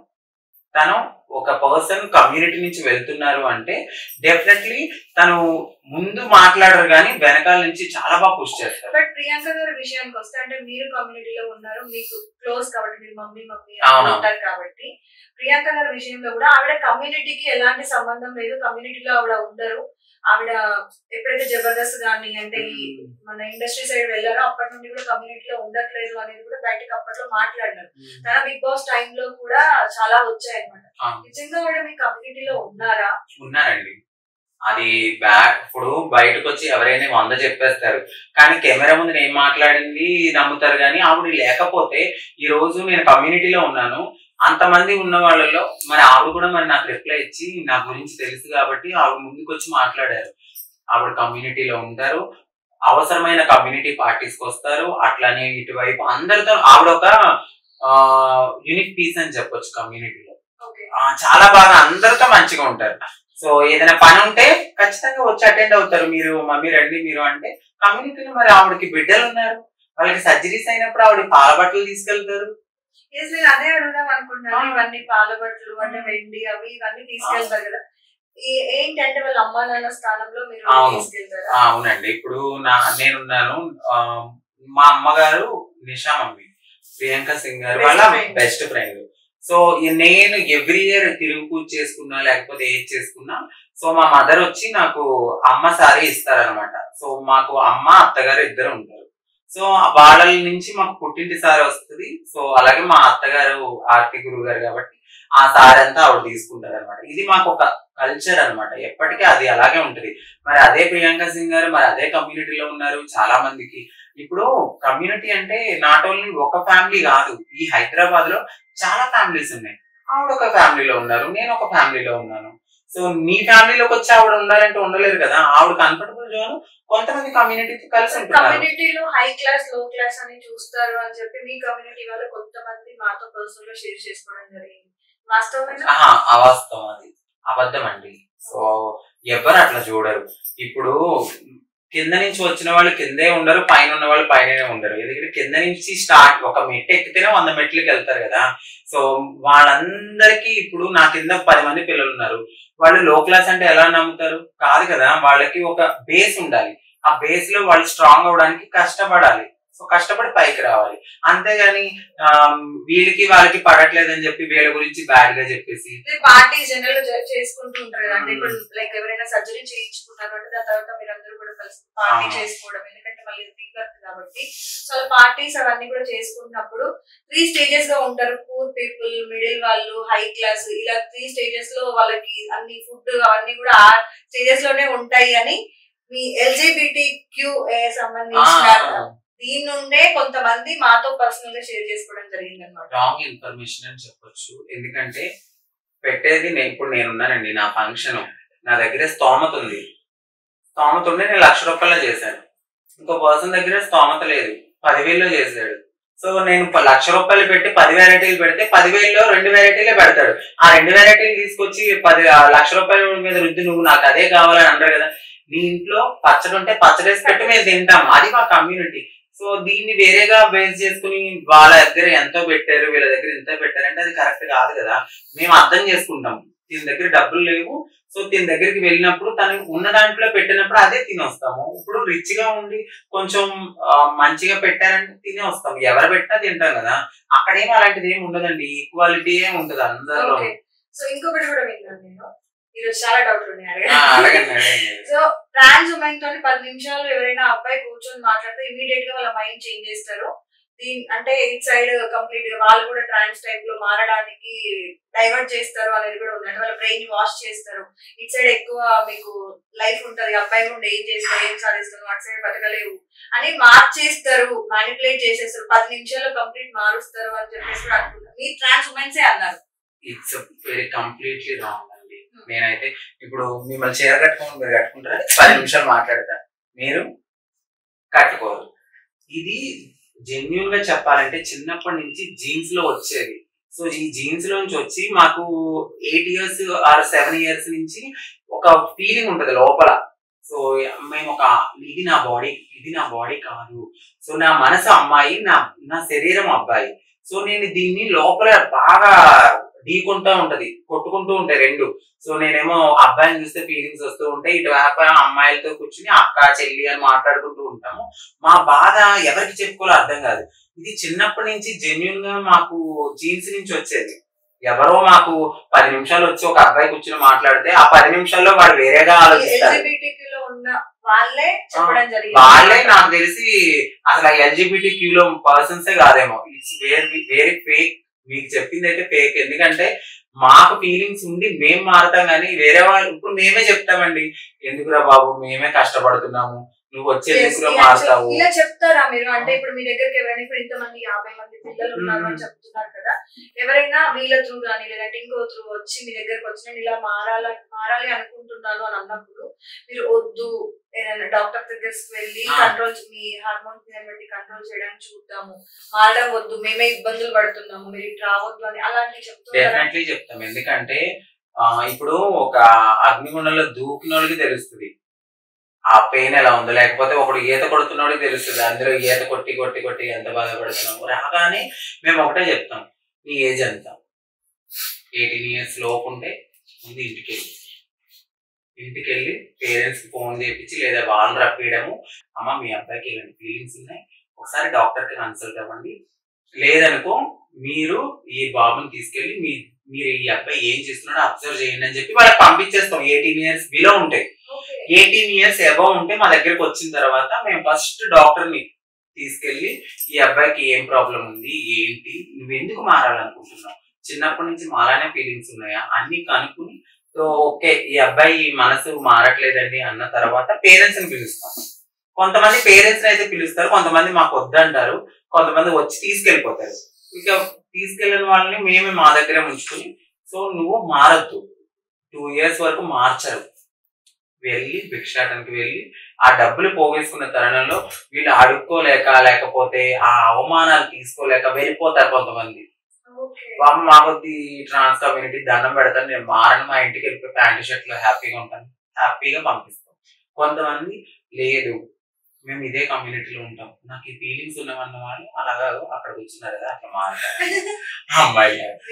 చాలా ఫేమస్ కదా మీ ఛానల్లో మీకన్నా ఎక్కువ కనిపిస్తారు ఈ మధ్య. సో ఫస్ట్ బయాలజికల్ చేంజెస్ ని ఐడెంటిఫై చేసుకున్న తర్వాత మీ మెంటల్ హెల్త్ అనేది ఎలా ఉంటది? లైక్ ఎంతో మంది ఎన్నో రకాలుగా మీరు అన్నట్టుగా నార్మల్ గా మనం ఇంతకు ముందు ఆఫ్ కెమెరా మాట్లాడినాం కదా, లైక్ రకరకాలుగా పిలుస్తూ ఉంటారు, మనకంటే ముందు జనాలే గుర్తుపడతారు మన బిహేవియర్ ని బట్టి అని చెప్పారు కదా. సో ఫస్ట్ మీలో చేంజెస్ ని గమనించిన తర్వాత ఎలా ఉంటుంది? సో నేనేంటంటే 8 years కి నాకు అర్థమైంది. అది కూడా ఎలా అంటే నాకేం తెలియదు, నేను ఫ్రెండ్స్ అందరితో నార్మల్ గా ఉన్నాను, ఎక్కువ లేడీస్ తో ఉండేదాన్ని, బాయ్స్ తో ఉండేదని కాదు. సో వీళ్ళు పిలిచే పిలుపులు అంటే ఈ 0.5 చెక్క, ఆడింగోడ, రెడ్డింగి ఇట్లాంటి పిలుపులు పిలిచినప్పుడు అది నేను బాధపడి ఇంటికి మా అమ్మ దగ్గరికి వెళ్ళి అడిగాను, అమ్మ నాకు ఏదైనా చేంజెస్ కనపడుతున్నాయి, ఎందుకు నన్ను ఇలా పిలుస్తున్నారంటే ప్రతి తల్లికి తన కొడుకు రాజే, నన్ను కూడా మా అమ్మ చాలా బాగుంటుంది అన్న నీకేంటి అనేది.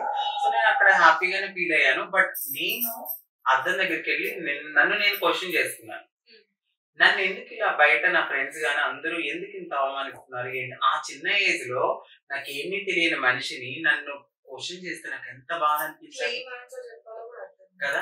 సో నేను నా క్వశ్చన్ చేసుకుంటూ ఎందుకు నన్ను ఇలా అంటున్నారు, దేనికి అంటున్నారు, నేనేం తప్పు చేశాను అని అనుకునేదాన్ని. సో 8 years తర్వాత మళ్ళీ ఇంకా యథావిధిగా ఫ్రెండ్స్ తో ఇవన్నీ కామన్. ఆ ఏజ్ కి నాకు అంత మెచ్యూరిటీ లేదు. నేను మీరు అన్నారు మైండ్ కి ఏమైనా స్ట్రెస్ తీసుకునేవారా అంటే బాధపడే వాళ్ళం కానీ స్ట్రెస్ తీసుకునే ఏజ్ కాదు అది. ఒకవేళ ఇన్ కేస్ ఆ టైంలో స్ట్రెస్ తీసుకుంటే మేబీ సూసైడ్ లో అవుతాయి తప్ప, సో మాకు అలాంటి ఫీలింగ్ ఏమి ఉండదు, స్ట్రెస్ అనేది ఏమి ఉండేది కాదు. ఎప్పుడైతే నేను టీనేజ్ కి వచ్చానో అప్పుడు స్ట్రెస్ తీసుకున్నాను. ఒక మా గల్లీలో కూరగాయలు ఫ్రెండ్స్ గానీ ఉండగానే, సో నాకు ఆ ఏజ్ 14-15 అనగానే నాది అది అప్పుడే మనకి టీనేజ్. అక్కడ కుర్రోళ్ళని చూసి నేను వెనక నుంచి పారిపోయేదాన్ని, ఎందుకు ఇలా చేస్తున్నా కూడా అర్థం కాదు. సో సిగ్గుపడిపోవడం, ఆ అబ్బాయిని చూసి నవ్వుకోవడం. సో నా తర్వాత అర్థమైంది. అప్పుడు నన్ను నా క్వశ్చన్స్ ఒక రోజు నా ఫ్రెండ్స్ నన్ను క్వశ్చన్ చేశారు, ఏంద్రా నువ్వు తేడాగా ఉన్నావు అన్నప్పుడు నేను అది తీసుకోలేక నేను రూమ్ లోకి వెళ్ళి ఎక్కి ఏడ్చాను, చాలా అంటే చాలా ఎక్కి ఏడ్చాను. సో అప్పుడు నేను అనుకున్నాను, నాకు నేను క్వశ్చన్ వేసుకున్నా అప్పుడు, ఇది నేను కాదు, నా బాడీ అబ్బాయిగా ఉన్న నా మనసు అమ్మాయి తత్వాన్ని పొందింది. సో నేను అమ్మాయిని అని అనుకుని చాలా స్ట్రెస్ తీసుకుని అన్నం తినకుండా, ఎవరితో మాట్లాడకుండా, నేను వెళ్ళిపోవాలి ఇంట్లోంచి వెళ్ళిపోవాలని చాలా బాధపడతాం మేము. ఇది నేను నా ఒక్కదానికే కాదు, ప్రతి ఒక్క ట్రాన్స్ కి జరుగుతుంది. మీరు అన్నారు ఇలాంటి ఫీలింగ్స్ ఉండే ప్రతి ఒక్కరి ఇక్కడే స్టార్ట్ అవుతుంది. 15 years కే ఇలాంటి ఫీలింగ్స్ ఉండి 12-15 లోపు వచ్చేసి ఒకనొక టైంలో ఈ ఏజ్ లో వెళ్ళినా కూడా సర్జరీస్ చేసేవాళ్ళు. సో మేము వచ్చిన టైంలో మాకు జరిగింది, ఏజ్ చూస్తారు 18 years లోపు ఉన్న వ్యక్తుల్ని డెఫినెట్లీ వాళ్ళ పేరెంట్స్ కాల్ చేయడం, వాళ్ళు రావడం, సో ఈ అబ్బాయి ఏజ్ ఇలా ఉంది, ఈ అబ్బాయి మైండ్ సెట్ ఇట్లా ఉంది, మీరు ఏం చేస్తారు, మీరు తీసుకెళ్తారా ఉంచుకుంటారా, సో మీరు ఈ అబ్బాయిని అబ్జర్వ్ చేయండి అని చెప్పి పంపించేసిన వాళ్ళు ఉన్నారు. నేను కూడా ఉన్నాను అట్లా. అంటే ఇప్పటివరకు మీ దగ్గరకు వచ్చిన వాళ్ళని కూడా పంపించారు, చాలా మందిని పంపించేశాను నేను. సో వాళ్ళ పేరెంట్స్ తీసుకుని వీళ్ళు వద్దు అని అంటే మేము పోలీస్ స్టేషన్ కూడా వెళ్తాను. నేను మాదాపూర్ PS కి వెళ్ళి శ్వేత మేడంతో నాకు బాగా క్లోజ్, ఆ మేడం కూడా చెప్పి ఈ బాబు ఇలా ఉన్నాడు మేడం, వాళ్ళ పేరెంట్స్ మరి ఇలా అంటున్నారు, ఈ అబ్బాయిని తీసుకెళ్ళమనండి, వాళ్ళ గైడెన్స్ లోనే ఉంచుకోండి, మాకు వద్దు అని వదిలేసిన పేరెంట్స్ ఉన్నారు.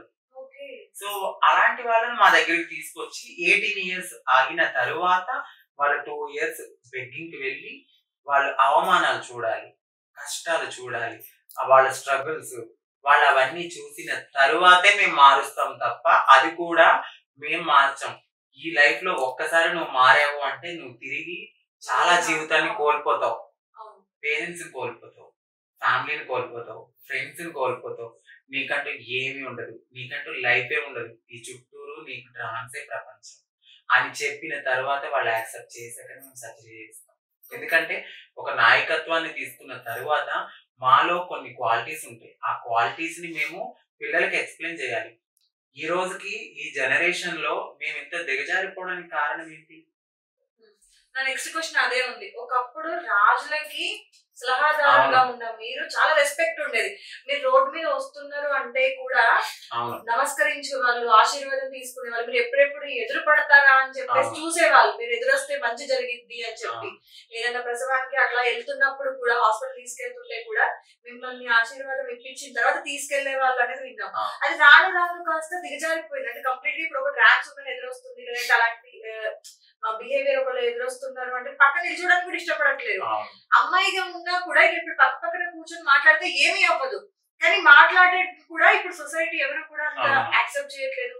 చాలా ఒక రకంగా చెప్పుకోవాలంటే నీచంగా చూస్తున్నారు. సో ఏంటి దీనికి కారణం ఏమై ఉంటది అనుకుంటున్నారు? సో నిజాముల కాలం నుంచి చూస్తే నిజాములు మాలాంటి ట్రాన్స్ వ్యక్తుల్ని అప్పట్లో మా వేషధారణ కూడా వేరేగా ఉండేది. సో ఇక్కడ వరకు కుర్తా ఉండేది, ఇలా ఓని కట్టుకుని ఆ వేషధారణలో ఉండేవాళ్ళు మా పెద్దవాళ్ళు.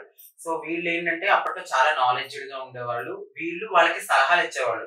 అంటే ఒక రాజులకి ఒక రైట్ హ్యాండ్ గా ఉండేవాళ్ళు అనమాట.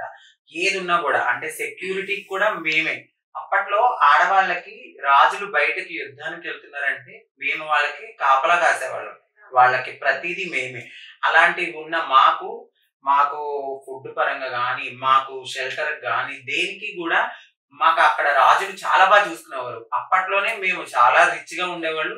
నిజాములు అప్పట్లో మాకు చాలా స్థలాలు ఉన్నాయి. ఇప్పుడు మీరు చార్మినార్ సైడ్ చూస్తే వాటిని మేము ఇప్పుడు దయార్లు అంటాం. అక్కడ ఇప్పుడు మా పెద్దవాళ్ళు ఉంటారు, ఏజ్డ్ పర్సన్స్. ఆ కాలం నుంచి ఉన్న వ్యక్తులు, వాళ్ళ కింద శిష్యరకాలు చేసేవాళ్ళు, ఏజ్ అయ్యే వాళ్ళు. మేము అక్కడ దయారని ఒక చార్మినార్ దగ్గర దయార్ ఉంటుంది మాకు. అక్కడ ఓల్డ్ పర్సన్స్ ఉంటారు. సో మాకు ఆ దయార్ ఎక్కడి నుంచి వచ్చింది? నిజాముల కాలం నుంచి మాకంటూ గుర్తింపు పొందిన, మాకు అక్కడ స్థలం ఇస్తే అక్కడ మాకు కోటలాగా ఏర్పరిచిన కోట ఇప్పుడు అక్కడికి అలాగే ఉంది. సో దాంట్లో మా పెద్దవాళ్ళు కానీ ఏదైనా ఫంక్షన్స్ కానీ, లేదంటే మా ఎవరైనా పెద్దవాళ్ళు మాకు బియ్యము, పప్పులు, ఉప్పులు ఆ కాలంలో ఇచ్చిన వాళ్ళు ఇప్పటికి కూడా ఇస్తూనే ఉన్నారు. కానీ వ్యక్తిత్వం ఏమైందంటే ఇప్పుడున్న జనరేషన్ కి ఇండివిజువాలిటీ ఎక్కువైంది. బయటికి రావడము, నా కాళ్ళ మీద నేను నిలబడాలి అనుకునే తత్వం ఉన్న తర్వాత బయటకు వచ్చేసారు. సో ఒకానొకప్పుడు శిక్షణ బాగుండేది, జనాల్లో ఒక రెస్పెక్ట్ ఉండేది. ఇప్పుడు కొంతమంది ఎలా ఉన్నారంటే యూనిటీని మిస్ అయిపోయి బయటకు వచ్చి సెల్ఫ్ బ్రతకడం అలవాటైంది.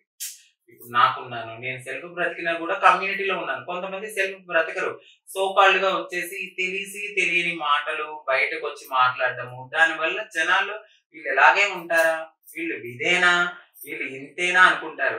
నిజంగానే ఒక శిష్యరకం చేసి వచ్చిన వ్యక్తులకు తెలుసు, మాకు తెలుసు, మేము కమ్యూనిటీలో ఉంటున్నాం కాబట్టి. సో ఫేక్ వాళ్ళు రావడం వల్ల జనరల్ గా మీకు ఇంకా ఎక్కువ నెగటివిటీ అయ్యిందని మనం మాట్లాడుకోవచ్చు. మరి ఈ ఫేక్ అనేది అంటే ఇప్పుడు నార్మల్ గా మీరే అన్నారు కదా, చీర కట్టుకొని వచ్చేస్తారు, షేవింగ్ చేసుకొని వచ్చేస్తారు. అలాంటి వాళ్ళు తగ్గడానికి కానీ లేకపోతే రాకుండా ఉండడానికి మీరేమైనా యాక్షన్స్ తీసుకుంటున్నారా? డెఫినెట్లీ ఏంటంటే ఫస్ట్ ఆఫ్ ఆల్ మీకు చెప్పాను, 18 years అబోవ్ ఉన్న వాళ్ళే మా దగ్గర ఉంటారు. 18 years బిలో ఉన్నా కూడా మేము తీసుకున్నా కూడా వాళ్ళని వెంటనే సర్జరీస్ చేయించాము. ఈ శిక్షణ అనేది ఉంటుంది. దాని తర్వాత వాళ్ళు అవ్వాలి అనుకుంటేనే మేము మారుస్తాము అని. ఇలా ఫేక్ వాళ్ళు వచ్చినా కూడా ఎంతకాలం ఉండరు. ఇప్పుడు ముసుకేసుకుని కాసేపు ఉండగలరు, ఫేక్ మాస్క్ వేసుకుని తర్వాత అయినా తెలిసిపోతుంది. నిజంగానే డబ్బు కోసం వచ్చిన వాళ్ళు డబ్బు మీద ఆధారపడి సర్జరీ చేయించుకోరు. ఓన్లీ అమౌంట్ సంపాదించుకున్నారా వెళ్ళిపోయారా అనే వాళ్ళని మేము వేరుపారేస్తున్నారు. ఇప్పుడు కూడా అలాగే ఉన్నారు. ఈ మధ్య కాలంలో మీరు అన్నారు చాలా మంది ఎక్కువైపోయారు అంటే ఒకనొకప్పుడు నేను ఇది అని చెప్పుకోవడానికి భయపడేవాళ్ళు. ఊరికే కాదు కదా, మేము ఇప్పటికీ చాలా వరకు మేము ప్రభుత్వాలతో మాట్లాడి మిగతా రాష్ట్రాల్లో, ఇప్పుడు ఆంధ్రాలో ఉంది, పెన్షన్స్ ఇస్తున్నారు, ఇంకా అవకాశాలు, ఇల్లులు, ఇట్లాంటివన్నీ మాకు కమ్యూనిటీకి సదుపాయాలు ఉన్నాయి. ఈ తెలంగాణ గవర్నమెంట్ లో అవి లేవు. మీరు చూస్తే జాబ్స్ అన్నారు, ఏమి ఇచ్చారంటే నాకు తెలిసి ఒక 40 పోస్టులు. ఎంతమంది ఉన్నారు? మీరు 40 మందికి పోస్టులు ఇస్తే మిగతా వాళ్ళు మరి యాచించే అడుక్కోవాలి. మిగతా వాళ్ళకి మీరు ఇల్లులు ఇచ్చారా? వాటి గురించి కూడా మొన్న రీసెంట్ గా మా పెద్దవాళ్ళు అంటే మా గురువు గారు వీళ్ళు కొన్ని కమిటీ మీటింగ్స్ అన్ని కలిసి మీటింగ్ జరిగింది. మన రాజ్భవన్కి వెళ్ళి మేము ఇలాగా మాకంటూ ఒక 1 BHK ఫ్లాట్లు ఇవ్వండి, మేము కూడా మాకు ఇలా పెన్షన్ ఇస్తే ఆ వచ్చిన డబ్బులతో ఏదో ఒక మిషన్ కుట్టుకోవడమో లేకపోతే ఇంకేదో ఒక గౌరవాన్ని పొందాలి అని చెప్పి దానికి మీటింగ్ కూడా వెళ్ళారు. మరి అదేదో అమల్లో ఉంది అని విన్నాము, ఇంకా అయితే రాలేదు. మా ప్రయత్నాలు మేము చేస్తున్నాం. మాకు మేము దిగజారిపోవాలని ఎప్పుడూ అనుకోము. ఇదే కమ్యూనిటీలో మేము దిగజారిపోయి ఇలా బ్రతకాలి, మీ బ్రతుకులు ఇంతే అని అన్న వాళ్ళకి మేము ఒక ఎగ్జాంపుల్ గా నిలవాలని ఎప్పుడూ అనుకోము. ఎప్పుడో ఒక రోజు మాకంటూ ఒక రోజు వస్తుంది. ఒకానొక స్టేజ్ లో రాణులకి పక్కన కూర్చున్న మేము ఇప్పుడు ఎవరో చెప్పు కింద చీమలాగా నలిగిపోతున్నాం. ఎందుకని ఈ భావన రావడానికి రీజన్ మాకు అర్థమే కాదు. ఒకవేళ సొసైటీని క్వశ్చన్ చేయాలి అంటే మీరు ఒక ట్రాన్స్ ఉమెన్ గా, ఒక నాయకుగా ఏం అడుగుతారు అంటే ఈ యాక్సెప్టెన్స్ గురించి? డెఫినెట్లీ నేను సొసైటీని క్వశ్చన్ చేయాలంటే ఒకటే అంటాను, ఇదే సొసైటీ దొంగని భరిస్తుంది, మానభంగాలు చేసిన వాళ్ళు భరిస్తుంది, హత్యలు చేసిన వాళ్ళు భరిస్తుంది. మరి మా కమ్యూనిటీ ఎవరిని మానభంగం చేసాం, ఎవరిని హత్య చేసాం, ఎక్కడ దొంగతనం చేసాం? మేము ఎక్కడా ఏమి చేయకుండా మాకు జీవన వృత్తి లేక మేము యాచించి అడుక్కోవడమో లేకపోతే మా శరీరాన్ని తాకట్టు పెట్టడమో జరుగుతుంది తప్ప ఈ సొసైటీలో మాకు బ్రతకడానికి ఎటువంటి హక్కు లేక మేము వాళ్ళ కింద మేము పాదాల కింద ఉండాల్సి వస్తుంది. చాలా చీప్ గా, అంటే ఇలా ఇక్కడ బస్సు ఆగుతుందా లేకపోతే ఆటో ఆగుతుందా మేము ఎక్కుతున్నామంటేనే భయపడిపోతారు కొంతమంది. చాలా డిఫరెంట్ గా ఫీల్ అయిపోతారు. ఎందుకు మేము దొంగతనాలు చేసామా, హత్యలు చేసామా? ఈ రోజున మేము చాలా మంది ఈ సెక్స్ వర్క్ లీగల్ కాక ఇలా ఉన్నది. లీగల్ అవ్వకపోయినా మమ్మల్ని మేము బ్రతికించుకోవడానికి రోడ్ల దగ్గర అక్కడ ఇక్కడ ఏదో బ్రతుకుతున్నారు. చాలా వరకు సెక్స్ వర్క్ ఆగడానికి రీజన్, హత్యలు ఆగడానికి రీజన్ ఏంటి? ఇప్పుడు చిన్నపిల్లల్ని చంపేస్తున్నారు, ముసలోళ్ళని చంపేస్తున్నారు. అసలు ఆ ఏజ్ 4 ఏళ్ల నుంచి 40 ఏళ్ల 60 ఏళ్ల ముసలోళ్ళ వరకు ఈ హత్యలకు గురవుతున్నారు, మానభంగాలకు గురవుతున్నారు. మేము కొద్దో గొప్ప వాళ్ళకి తృప్తి పరిచి వాళ్ళు ఇచ్చే 300, 400కి ఆశపడి మా ప్రాణాలని పనంగా పెట్టి ఇప్పుడు హెల్త్ ఇష్యూస్ వస్తే ఏమవుతుంది? మా ప్రాణాలే పోతాయి. అక్కడ చాలా వరకు మేము కూడా కంట్రోల్ చేస్తున్నాం. అలాంటి మాకు రెస్పెక్ట్ లేదు. ఎందుకు లేదు? ఇదే సొసైటీ నేను క్వశ్చన్ ఎందుకు చేస్తున్నాను? చిన్నప్పటి నుంచి ఇలాంటి కేటగిరీ ఉన్న వాళ్ళకి బుక్స్ లో కూడా ఉండాలి. ఇది ఒక జెండర్ ఉంది, ఈ జెండర్ లో ఇలాంటి ఫీలింగ్స్ ఉంటాయి, వీళ్ళకి మనము యాక్సెప్ట్ చేయాలి, వీళ్ళు కావాలని చేసిన తప్పు కాదు, వాళ్ళ జెన్యున్ గా జీన్స్ నుంచి వచ్చింది ఇది, వాళ్ళది ఏ తప్పు లేదని ఈ సొసైటీ అర్థం చేసుకోవాలి. వీళ్ళని హక్కును చేర్చుకోవాలి. వీళ్ళు ఒక అబ్బాయి అమ్మాయి లాగానే ఇది ఒక జెండర్ అని కింద నుంచి మేము ఒక ఊబులో పడిపోతే ఇదే సొసైటీ మాకు చేయూతనిస్తే అదే సొసైటీకి మేము గొడుగులాగా కాపలా కాస్తాం. అదే జీవితంలో మేము బ్రతకాలనుకుంటాం. ఎవరు మేము మా యొక్క రెస్పెక్ట్ ని కోల్పోయి మాకంటూ ఒక సెల్ఫ్ ఐడెంటిటీ లేకుండా బ్రతకాలని మేము అనుకోం కదా. చంపేస్తున్నారు, కేసులు తీసుకోరు. మీరు ఎవరైనా ఉన్నారు, మిమ్మల్ని రోడ్డు ఎవడెక్కమన్నాడు అని అంటారు. రోడ్డు ఎక్కకపోతే మరి కడుపు ఎవడు చూస్తాడు? మరి అక్కడ మరి మాకు రిజర్వేషన్ కల్పించడమో, పెన్షన్లు ఇప్పించడమో, మీరు మెడికల్ గా వీళ్ళు ట్రాన్స్ అయి ఉన్నారు, వీళ్ళకి మెడికల్ గా మరి హెల్ప్ చేయడము, లేదంటే ఏదైనా చిన్న మాకు బిల్డింగ్లే అవసరం లేదు, చిన్న గుడిసె లాంటి స్థలం ఇచ్చినా ఏదో ఒకటి వేసుకుని బ్రతకడానికి చిన్న స్థలం ఇవ్వడము, ఇట్లాంటి హెల్ప్ చేస్తే మా సెల్ఫ్ మేము ఏదో ఒకటి చేసుకుంటాం. గిన్నెలు కడుక్కుంటామో, బొచ్చులు తోముకుంటాం. మీరు అక్కడికి వెళ్ళకూడదు, మీరు చేయకూడదు, మీరు చెందకూడదు అంటారు. మీరే పైకి తీసుకొస్తున్నారు అంటారు, మీరు అదే చేసి కట్టేస్తారు.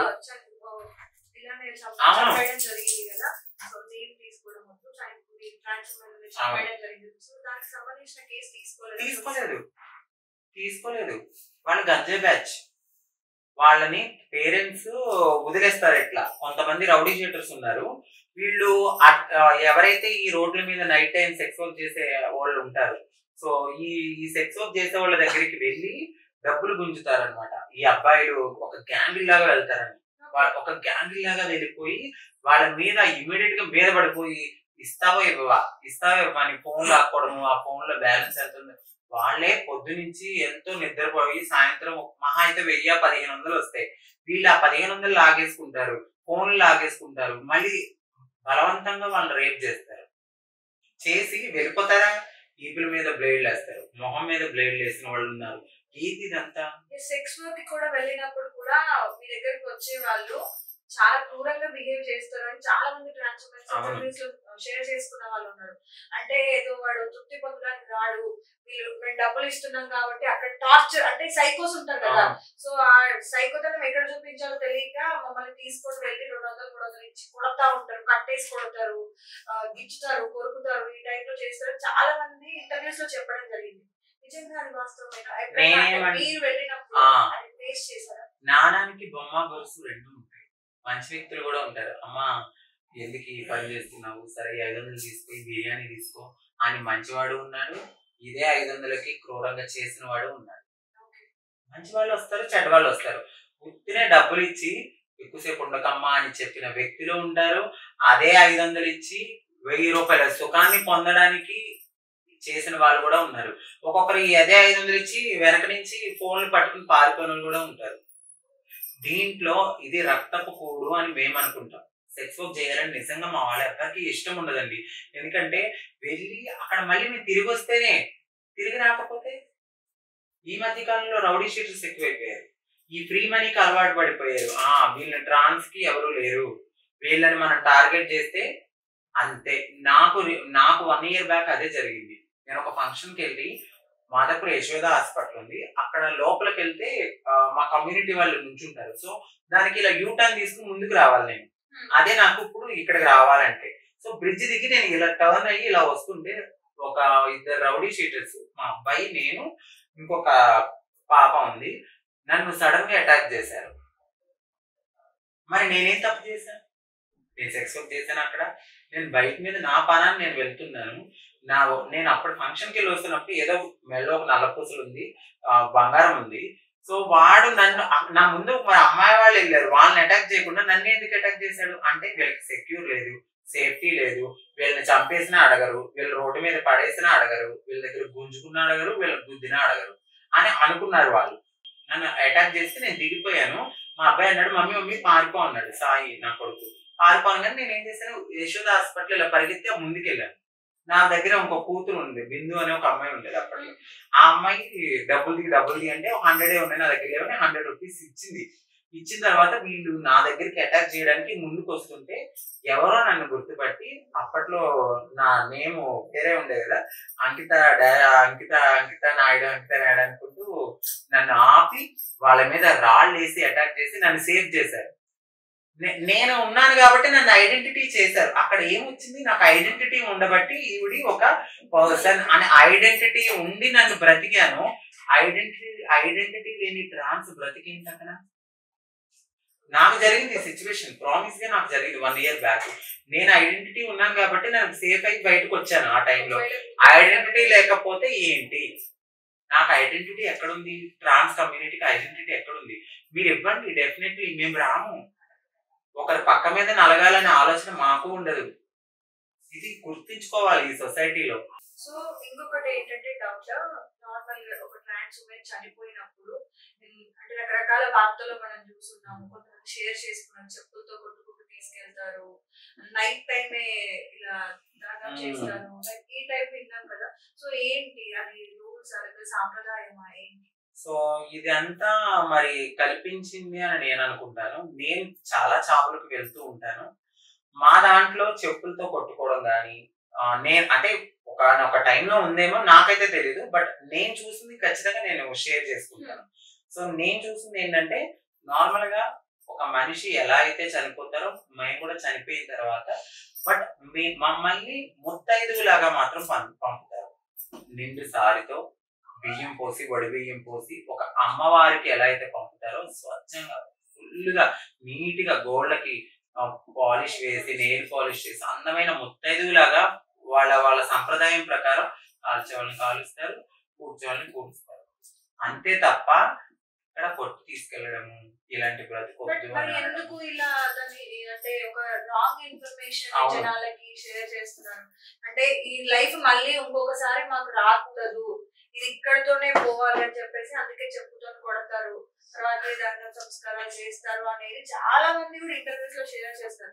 ఒక ఇంటర్వ్యూలో ఇది షేర్ చేస్తే చాలా మంది పబ్లిక్ చూస్తారు, ట్రాన్స్ ఉమెన్స్ లో ఇలా జరిగిందా, అరే ఒక శివాని కొట్టడం ఏంటి అనేది. ఇది రాంగ్ ఇన్ఫర్మేషన్, చాలా రాంగ్ ఇన్ఫర్మేషన్ అండి. ఎందుకంటే నేను చాలా హ్యాపీగా ఫీల్ అవుతున్నాను, నేను చాలా ప్రౌడ్ గా ఫీల్ అవుతున్నాను ఒక ట్రాన్స్ గా పుట్టడం.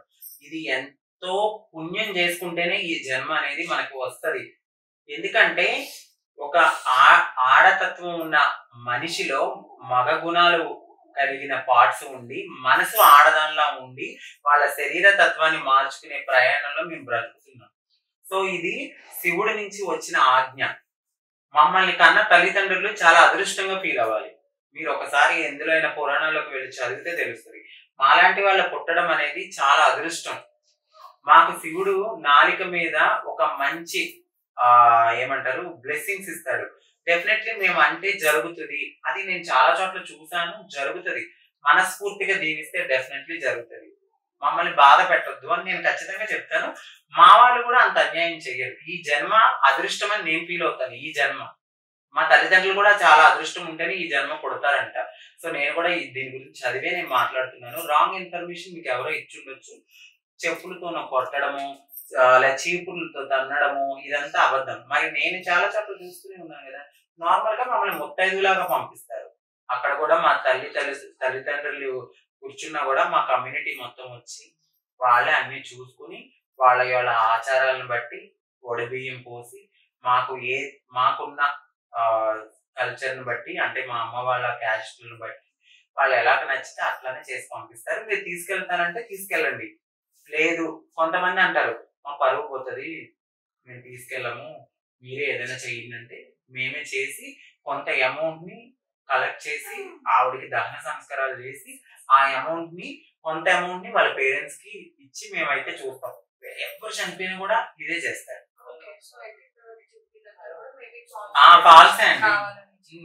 నేను చెప్తున్నా కదా, ప్రామిస్ నేను చూసింది చెప్తున్నాను. బిఫోర్ జరిగింది నాకు తెలియదు, నేను చూసింది. ఎందుకంటే నేను చూసింది చెప్తున్నా. మరి అదే జరిగితే మరి అర్ధరాత్రులు తీసుకెళ్ళాలి కదా, పగలపూట మరి దహన సంస్కారాలు ఎందుకు చేస్తున్నారు? మీరు చూసుంటే చాలా మంది ఇప్పుడు రాయలసీమలో ఆవిడెవరో చనిపోయినప్పుడు కూడా కొన్ని వీడియోస్ పెట్టలేదా? మరి నార్మల్ గానే తీసుకెళ్ళలేదా? మీరు చూసే ఉండొచ్చు. మరి అది ఫాల్స్ ఇన్ఫర్మేషన్ కదా. ఒక ఇంటిలో ఒక అబ్బాయి లాగా ఆడుతూ పాడుతూ ఉన్న దగ్గర నుండి జర్నీ ఈ రోజు ఒక మాధాపూర్ ఏరియాకి కదా నాయక్. సో అంటే మాధాపూర్ ఒక ఏరియాకి నాయక్ గా, ఒక ట్రాన్స్ పిల్లలందరికీ కూడా ఒక నాయక్ గా లైఫ్ జర్నీ అనేది చాలా చూస్తుంటారు. ఎన్నో అప్స్ అండ్ డౌన్స్, ఒక సిచ్యువేషన్ లో ఎందుకురా ఈ లైఫ్ అనిపించిన సిచ్యువేషన్స్ కూడా ఉంటాయి.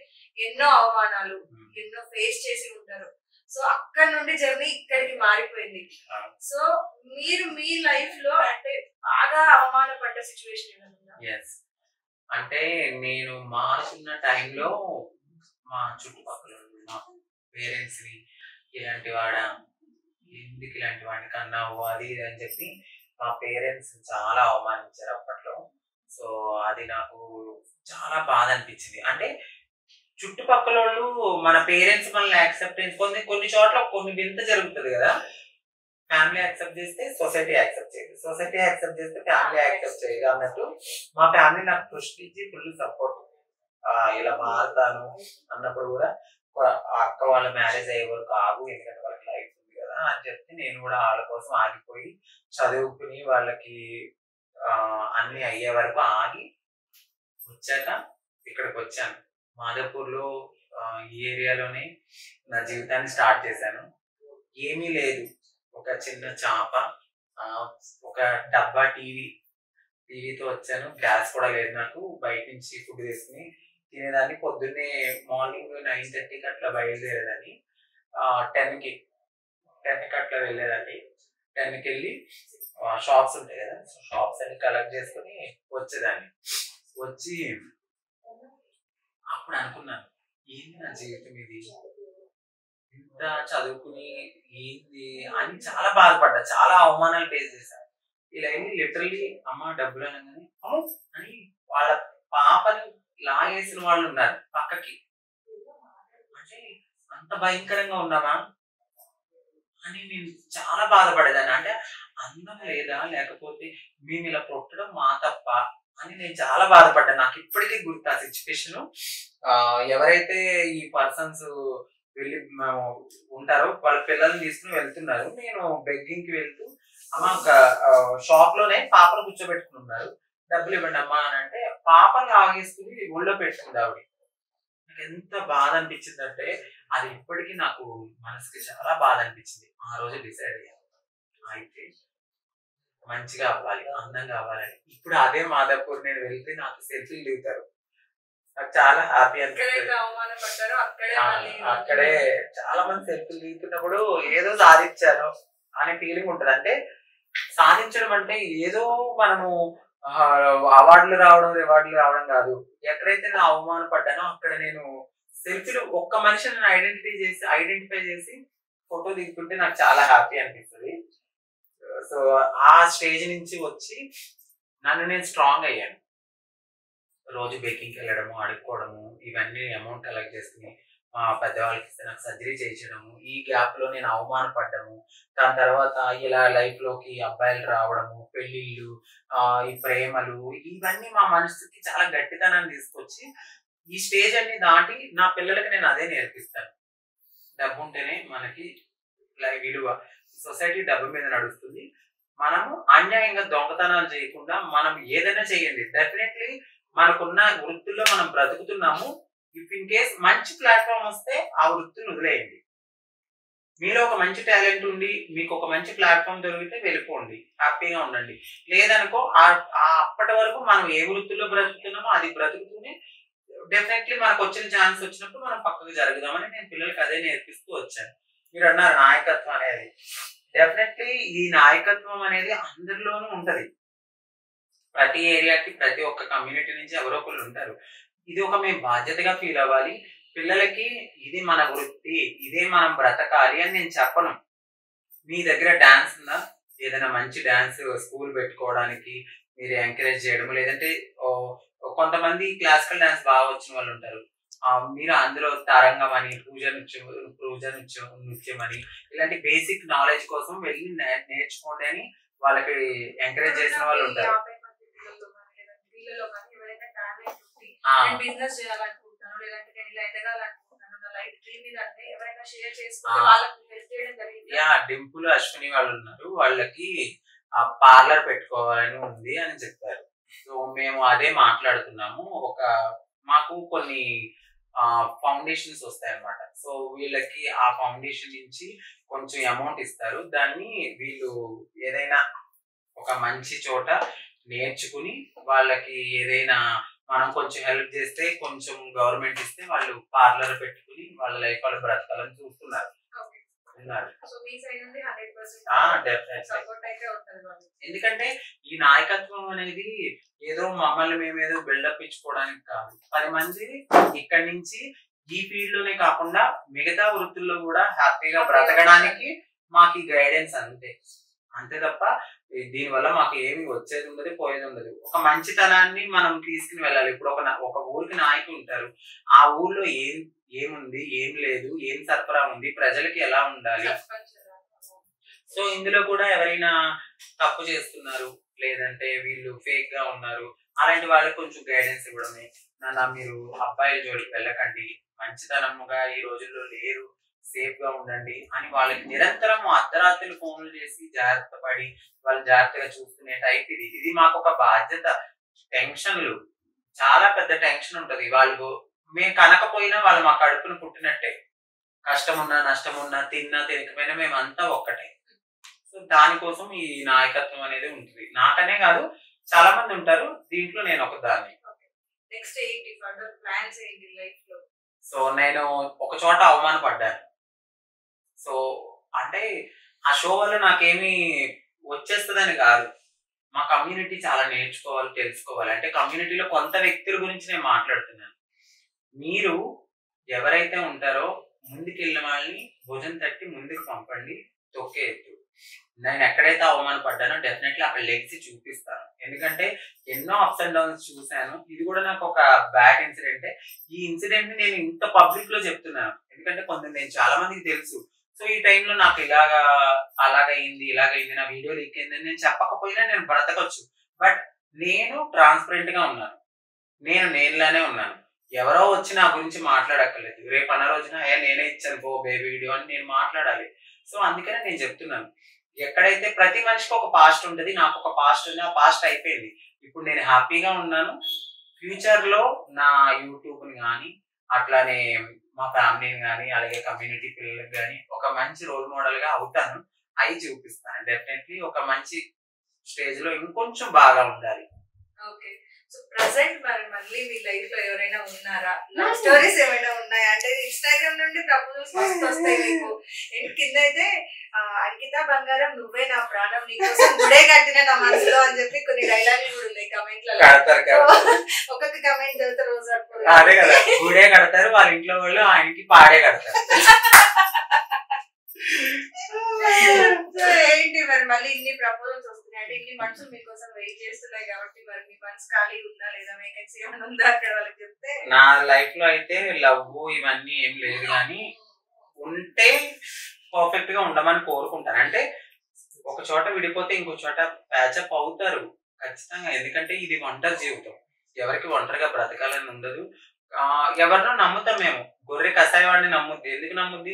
వాడు ఫుడ్ పెడుతున్నాడు కదా అని హ్యాపీగా తినేసి చక్కగా పడుకోవచ్చు అనుకుంటది. అలాగే మాకు ఎవరైనా ప్రేమను చూపిస్తున్నారు, కొన్ని ప్రేమలు కోల్పోయి వస్తాం మేము. పేరెంట్స్ ఉండదు, చుట్టుపక్కల ప్రేమ ఉండదు, అక్క చెల్లెల ప్రేమ కొంతమందికి దొరకదు. అలాంటప్పుడు ఈ ప్రేమ కోసం వెళ్ళి బలైపోయిన వాళ్ళు కూడా ఉంటారు. నేనేంటంటే ఆల్రెడీ ఆ ఊబిలో ఉన్నాను కదా, అంత పెళ్లిళ్ళ దాకా వెళ్ళను, ప్రేమల దాకా వెళ్ళను. ఏదైనా ఉంటే బాగున్నావా, క్రష్, ఓకే, అలాంటి క్రష్ ఉన్నారు, డెఫినెట్లీ ఉంటారు, వస్తూనే ఉంటారు, పోతూనే ఉంటారు. ఇక నా దృష్టిలో ఒకవేళ ఫుల్ ప్రాక్టికల్ ఉంది. డెఫినెట్లీ ఉన్నది ఉన్నట్టుగా ట్రాన్స్పరెంట్ గా చెప్తున్నా కదా. నిజంగానే ఆ స్టేజ్ వరకు వస్తే పేరెంట్స్ ఒప్పుకుంటేనే ఈసారి అలాంటిది ఏదైనా ఉంటదేమో, కానీ మ్యాథ్స్ అయితే లవ్ గివ్ ఏం లేదు. Friendship, friends come benefits. సినిమాల్లో ఎప్పుడు కనిపించబోతున్నారు? సినిమాల్లో, సీరియల్లో అట్లా? నాకు ఒక షో వచ్చేది ఉంది, త్వరలో చెప్తాను. అంటే ఇది కాదు, బిగ్ బాస్ కాదు, ఇంకా మిగతా బిగ్ బాస్ ఒకటే కాదు కదా. సో ఒకటి ఉంది, అలాగే ఒక ప్రమోషన్ కూడా.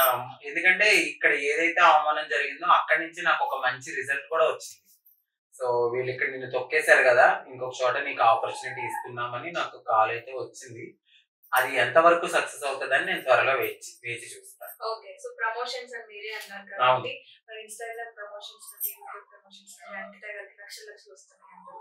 మీరేమో పైన బయోలో నో పెయిడ్ ప్రమోషన్స్ అని పెట్టారు. అంటే నేను ఒకసారి ఒక ప్రమోషన్ చేశాను.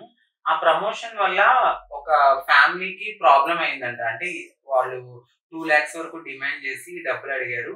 అక్క, మీ ఫాలోవర్ గా మిమ్మల్ని నమ్మి మేము ఆ ప్రమోషన్ ని నమ్మి మేము డబ్బులు కొట్టి లాస్ అయ్యామంటే, సో నేను ఇమీడియట్ గా వాళ్ళకి డబ్బులు ఏదైతే ఉందో వాళ్ళకి డబ్బులు రిటర్న్ కొట్టేసి, మీరు ఏదైతే ఉందో ఆ పర్సన్ కి డబ్బులు ఇచ్చేయండి, లేకపోతే నేను మీ గురించి నేను బ్యాడ్ గా పోర్ట్రేట్ చేస్తానని వాళ్ళ డబ్బులు వాళ్ళకి ఇప్పించేశాను. ఆ తర్వాత వెంటనే నేను నో పెయిడ్ ప్రమోషన్స్ అని పెట్టేశాను.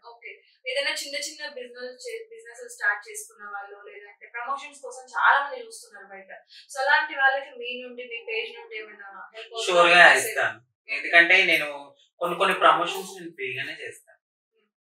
డబ్బులు తీసుకోవడం అవన్నీ ఏం చేయను. ఎందుకంటే చాలా మంది మహిళలు ఎంతో ఇబ్బందితో వాళ్ళ ఫ్యామిలీని గడుపుకోవడానికి చిన్న చిన్న బిజినెసెస్ పెట్టుకుంటారు. మా అయితే ఏముంది, ఒక ప్రమోషన్. నేను ఒకటే అంటాను, చిన్న వీడియో, మీ డ్రెస్సెస్ కానీ లేదా శారీస్ కానీ క్వాలిటీ ఉండి కస్టమర్ కి బెనిఫిట్ ఉండి ఏమీ లేకుండా ఉంటే డెఫినెట్లీ చేస్తాను అని చెప్పి నేను చేసిన వీడియోస్ కూడా ఉన్నాయి. వాళ్ళకి ఒక అది ఎంకరేజ్మెంట్. ప్లీజ్ అని అంటారు. ఇప్పుడు ప్రతిదీ నేనేమి వచ్చి నేను వాళ్ళకి ఇచ్చేసుకున్నా నేను చెప్పను. ఏముంది, ఒక వీడియో చేస్తే హ్యాపీయే కదండి, దానివల్ల నేనేం నష్టపోను. నాకేం నష్టం లేదు. చాలా మంది ఇట్లా ఆలోచిస్తే అసలు చాలా మంది కూడా అమ్మాయిలకి లైఫ్ దొరికింది. ఎందుకంటే ఇప్పుడు ఒక చిన్న ప్రమోషన్ వెళ్ళి అడగాలంటే భయపడుతున్నారు అనమాట జనాలు. లక్ష అడుగుతారేమో, ఒక చిన్న స్టోరీ పెట్టాలంటే 1,00,000 రూపాయలు, లేదంటే ఇంత డిమాండ్ చేస్తున్నారు. జస్ట్ మన పేజ్ లో మనల్ని నమ్ముకొని వచ్చారు ఎంతో మంది. అదే ఫాలో వాళ్ళు ఒకసారి అన్ఫాలో పడితే మనం ఏముంటాం, జీరో ఉంటాం, మళ్ళీ మనం అడుక్కునే పొజిషన్ లోకి వెళ్తాం. సో అట్లాంటిది ఒకరు వచ్చి చిన్న వీడియో అని అడిగితే జెన్యూన్ అయితే హెల్ప్ చేయడంలో తప్పు లేదు. నేను 100% ఇప్పటికీ ఓపెన్ గా మన మీడియా మధు ముచ్చట్ల మీడియా నుంచి నేనైతే చెప్తున్నాను కదా, ఎవరైనా అంటే ఒక మంచి చిన్న ఫ్యామిలీ లేడీస్ కానీ ఎవరైనా కూడా ప్రమోషన్ చేయమని నేను చేస్తాను. ఎందుకంటే అందులో క్వాలిటీ ఉండి వాళ్ళు జెన్యూన్ అనిపిస్తే నేను చేస్తాను. ఎందుకంటే నా ఫాలోవర్స్ నష్టపోకూడదు. నా ఫాలోవర్స్, ఎందుకంటే వాళ్ళ లేకపోతే నేను లేను ఈ రోజు. సో వాళ్ళకి నష్టం లేనిది డెఫినెట్లీ మీకు యూజ్ అవుతుందంటే నేను చేస్తాను. అది ఒకటి మాత్రం నేను చేస్తానని, ఎందుకంటే పెయిడ్ ప్రమోషన్స్ తీసేయడానికి మెయిన్ రీజన్ అదే. నేను డబ్బులు తీసుకున్నాను 40,000, దీనివల్ల వాళ్ళు ఒక 1,50,000 2,00,000 లాస్ అయిపోయారని అది నేను డైజెస్ట్ కాలేకపోయాను. డబ్బులు తిన్నా, నాకు ఒక రోజు ఏమో 2 రోజులు ఏమో లేదా నెల తింటానేమో, వద్దని చెప్పి ఆ డబ్బులు నేను వాళ్ళకి రిటర్న్ కొట్టి వాళ్ళ మీద కంప్లైంట్ రైజ్ చేస్తానని ఆ డబ్బులు వాళ్ళకి కొట్టి వాళ్ళు చాలా హ్యాపీగా ఫీల్ అయ్యారు. చాలా హ్యాపీగా ఫీల్ అయ్యారు. అలాగే నేను ఒక రోజు పెట్రోల్ బంక్ కి పెట్రోల్ కొట్టించుకుంటాకి వెళ్తే ఒక ఫ్యామిలీ కార్ దిగి వచ్చి, అక్క నేను మీ ఫ్యాన్ అక్క అని చెప్పి వాళ్ళ పాప, చిన్న పాప 23 days 24 days అని అంట, ఆ పాప వర్షంలో గొడుగు పట్టుకుని మరీ నన్ను వచ్చి ప్లేస్. ఇలాంటివన్నీ నా మనసుకి చాలా హ్యాపీ అనిపిస్తుంది. సో ఇలాంటి మంచి ఫాలోవర్స్ ఉండబట్టి నేను ఇక్కడ దాకా ఉన్నాను, ఇక్కడ దాకా వచ్చాను. వాళ్ళకి హ్యాపీగా నా వల్ల హెల్ప్ అవుతుంది అంటే డెఫినెట్లీ నేను పెయిడ్ ప్రమోషన్స్ చేయను. వాళ్ళకి ఫ్రీగా చేసి పెడతా. మహా అయితే ఒక వీడియోనే కదా, ఆ వీడియో వల్ల వాళ్ళ ఫ్యామిలీ సంతోషంగా ఉంటారండి కదా. కొంచెం రీచ్ వెళ్తే వాళ్ళకి ఫ్రీగా మంచిగా 4 ఆర్డర్స్ వస్తాయి, వాళ్ళు కూడా హ్యాపీగా ఉంటారు. సో నేనైతే చాలా మందికి చేశాను అట్లా. ఇప్పటివరకు అంటే ట్రాన్స్ ఉమెన్స్ అండ్ అబ్బాయిలు కలిసి ఉన్నది చాలా తక్కువ మంది. అంటే కలిసి ఉన్నా సరే ఎక్కడో ఒక దగ్గర బ్రేక్ వచ్చి విడిపోవడం, ఇది మీ లైఫ్ లో కూడా జరిగింది కాబట్టి ఆ ఫేజ్ నుండి మీరు బయటకు వచ్చారు. సో ఇప్పుడు వచ్చే పిల్లలకి, మీ దగ్గర ఉన్న పిల్లలందరికీ కూడా ఏం అడ్వైస్ ఇస్తారు రిలేషన్షిప్ గురించి? సో నేనైతే ఏం చెప్తానంటే, ఇప్పుడున్న జనరేషన్ లో లవ్ అవన్నీ ఆర్టిఫిషియల్ ఉన్నాయి. బట్ ఉన్నారండి బయట ఆఫ్ ద స్క్రీన్ ఉన్నారు, చాలా మంది ఉన్నారు. రిలేషన్ ని మెయింటైన్ చేస్తూ పబ్లిక్ కాని వాళ్ళు ఉన్నారు. ఎవరైతే ఈ ట్రాన్స్ కమ్యూనిటీలో నుంచి వ్యక్తులు వేరే వాళ్ళ అబ్బాయిని ఇష్టపడతారో జెన్యున్ కథ చూసుకోండి. పేరెంట్స్ వాళ్ళని ఇష్టపడితేనే చేసుకోండి, లేకపోతే అసలు చేసుకోవద్దు. డబ్బుల కోసం వచ్చే వాళ్ళని అసలు మీ దరిదాపులకి రానివ్వదు. థ్యాంక్ యూ సో మచ్ అక్క. Thank you so much. First interview చాలా బాగా జరిగింది. మీతో స్టార్ట్ చేశాను కాబట్టి and all the best. Show అన్నారు కాబట్టి, సో అది షో ఒకటే కాదు, ఇంకేం చేసినా కూడా మీరు నాయకి పైన ఎన్ని స్టేజ్ ఉంటే అన్ని స్టేజ్ మీరు ఎదగాలి. మీలాంటి వాళ్ళు చాలా మందికి కూడా రోల్ మోడల్ గా ఉండాలి. ఇప్పుడు నాతో సహా అందరికీ కూడా రోల్ మోడల్ ఉండాలి. Thank you so much. So చూసారు కదా, అది మన అంకిత అక్కతో ఇంటర్వ్యూ. అయితే ఇప్పటివరకు ట్రాన్స్ ఉమెన్స్ అంటే అందరికీ కూడా ఒక థాట్ ఉండేది, బట్ అలా కాదు, మేము అసలు అలా ఉండము, మాలో కూడా ఇలాంటి వాళ్ళు ఉంటారు, మేము కూడా హెల్ప్ చేస్తాము. కాయిన్ కి ఒక సైడే చూసారు కదా, రెండో సైడ్ వర్షనే మన అంకిత అక్క. సో ఇలాంటి వాళ్ళందరినీ మీరు ఎంకరేజ్ చేయండి, షోకి వెళ్ళాలనుకున్న వాళ్ళకి సపోర్ట్ చేయండి. అండ్ మన ఇలాంటి అమ్మాయిలకి మన సపోర్ట్ ఎప్పుడు ఉండాలి, మనమే వీళ్ళని కాపాడుకోవాలి. కాబట్టి సో నా సపోర్ట్ మీకు ఎప్పుడూ ఉంటది. సొసైటీలో మీరు కోరుకున్నట్టుగా యాక్సెప్టెన్స్ కానీ, లేదంటే గవర్నమెంట్ నుండి మీరు ఏవైతే కోరుకున్నారో అవన్నీ కూడా తొందరలో రావాలి. సో గవర్నమెంట్ కి కూడా ఈ ఇంటర్వ్యూ ద్వారా రిక్వెస్ట్ చేస్తుంది, వీళ్ళ గురించి కూడా ఒకసారి ఆలోచించండి. పింఛన్స్ కానీ, లేదంటే ఎలాంటి పథకాలు ఉంటే అలాంటి పథకాలు అమ్మాయిలకి స్పెషల్ గా ఎలాంటివి ఇస్తున్నారో వీళ్ళు కూడా అమ్మాయిలు, సో అవి వీళ్ళకి కూడా అప్లికేబుల్ అవ్వాలి. ఆ ఒక్క చేంజ్ అనేది తీసుకురావాలని మధుతో ముచ్చట్ల నుండి కోరుకుంటున్నాను. Thank you so much. అందరూ కూడా మధుతో ముచ్చట్లని సబ్స్క్రైబ్ చేసుకోండి. Thank you so much. అట్లనే మధు ముచ్చట్లు కూడా అందరూ సబ్స్క్రైబ్ చేసుకోండి. అలాగే మంచి మంచి వీడియోస్ తో మన మధు ముందుకైతే రాబోతుంది. సో తను బ్లెస్ చేయండి. మీ అందరి ఎంకరేజ్మెంట్ తో మరింత బూస్ట్ అప్ ఇచ్చి, so please do subscribe Madhu ముచ్చట్లు. Thank you so much.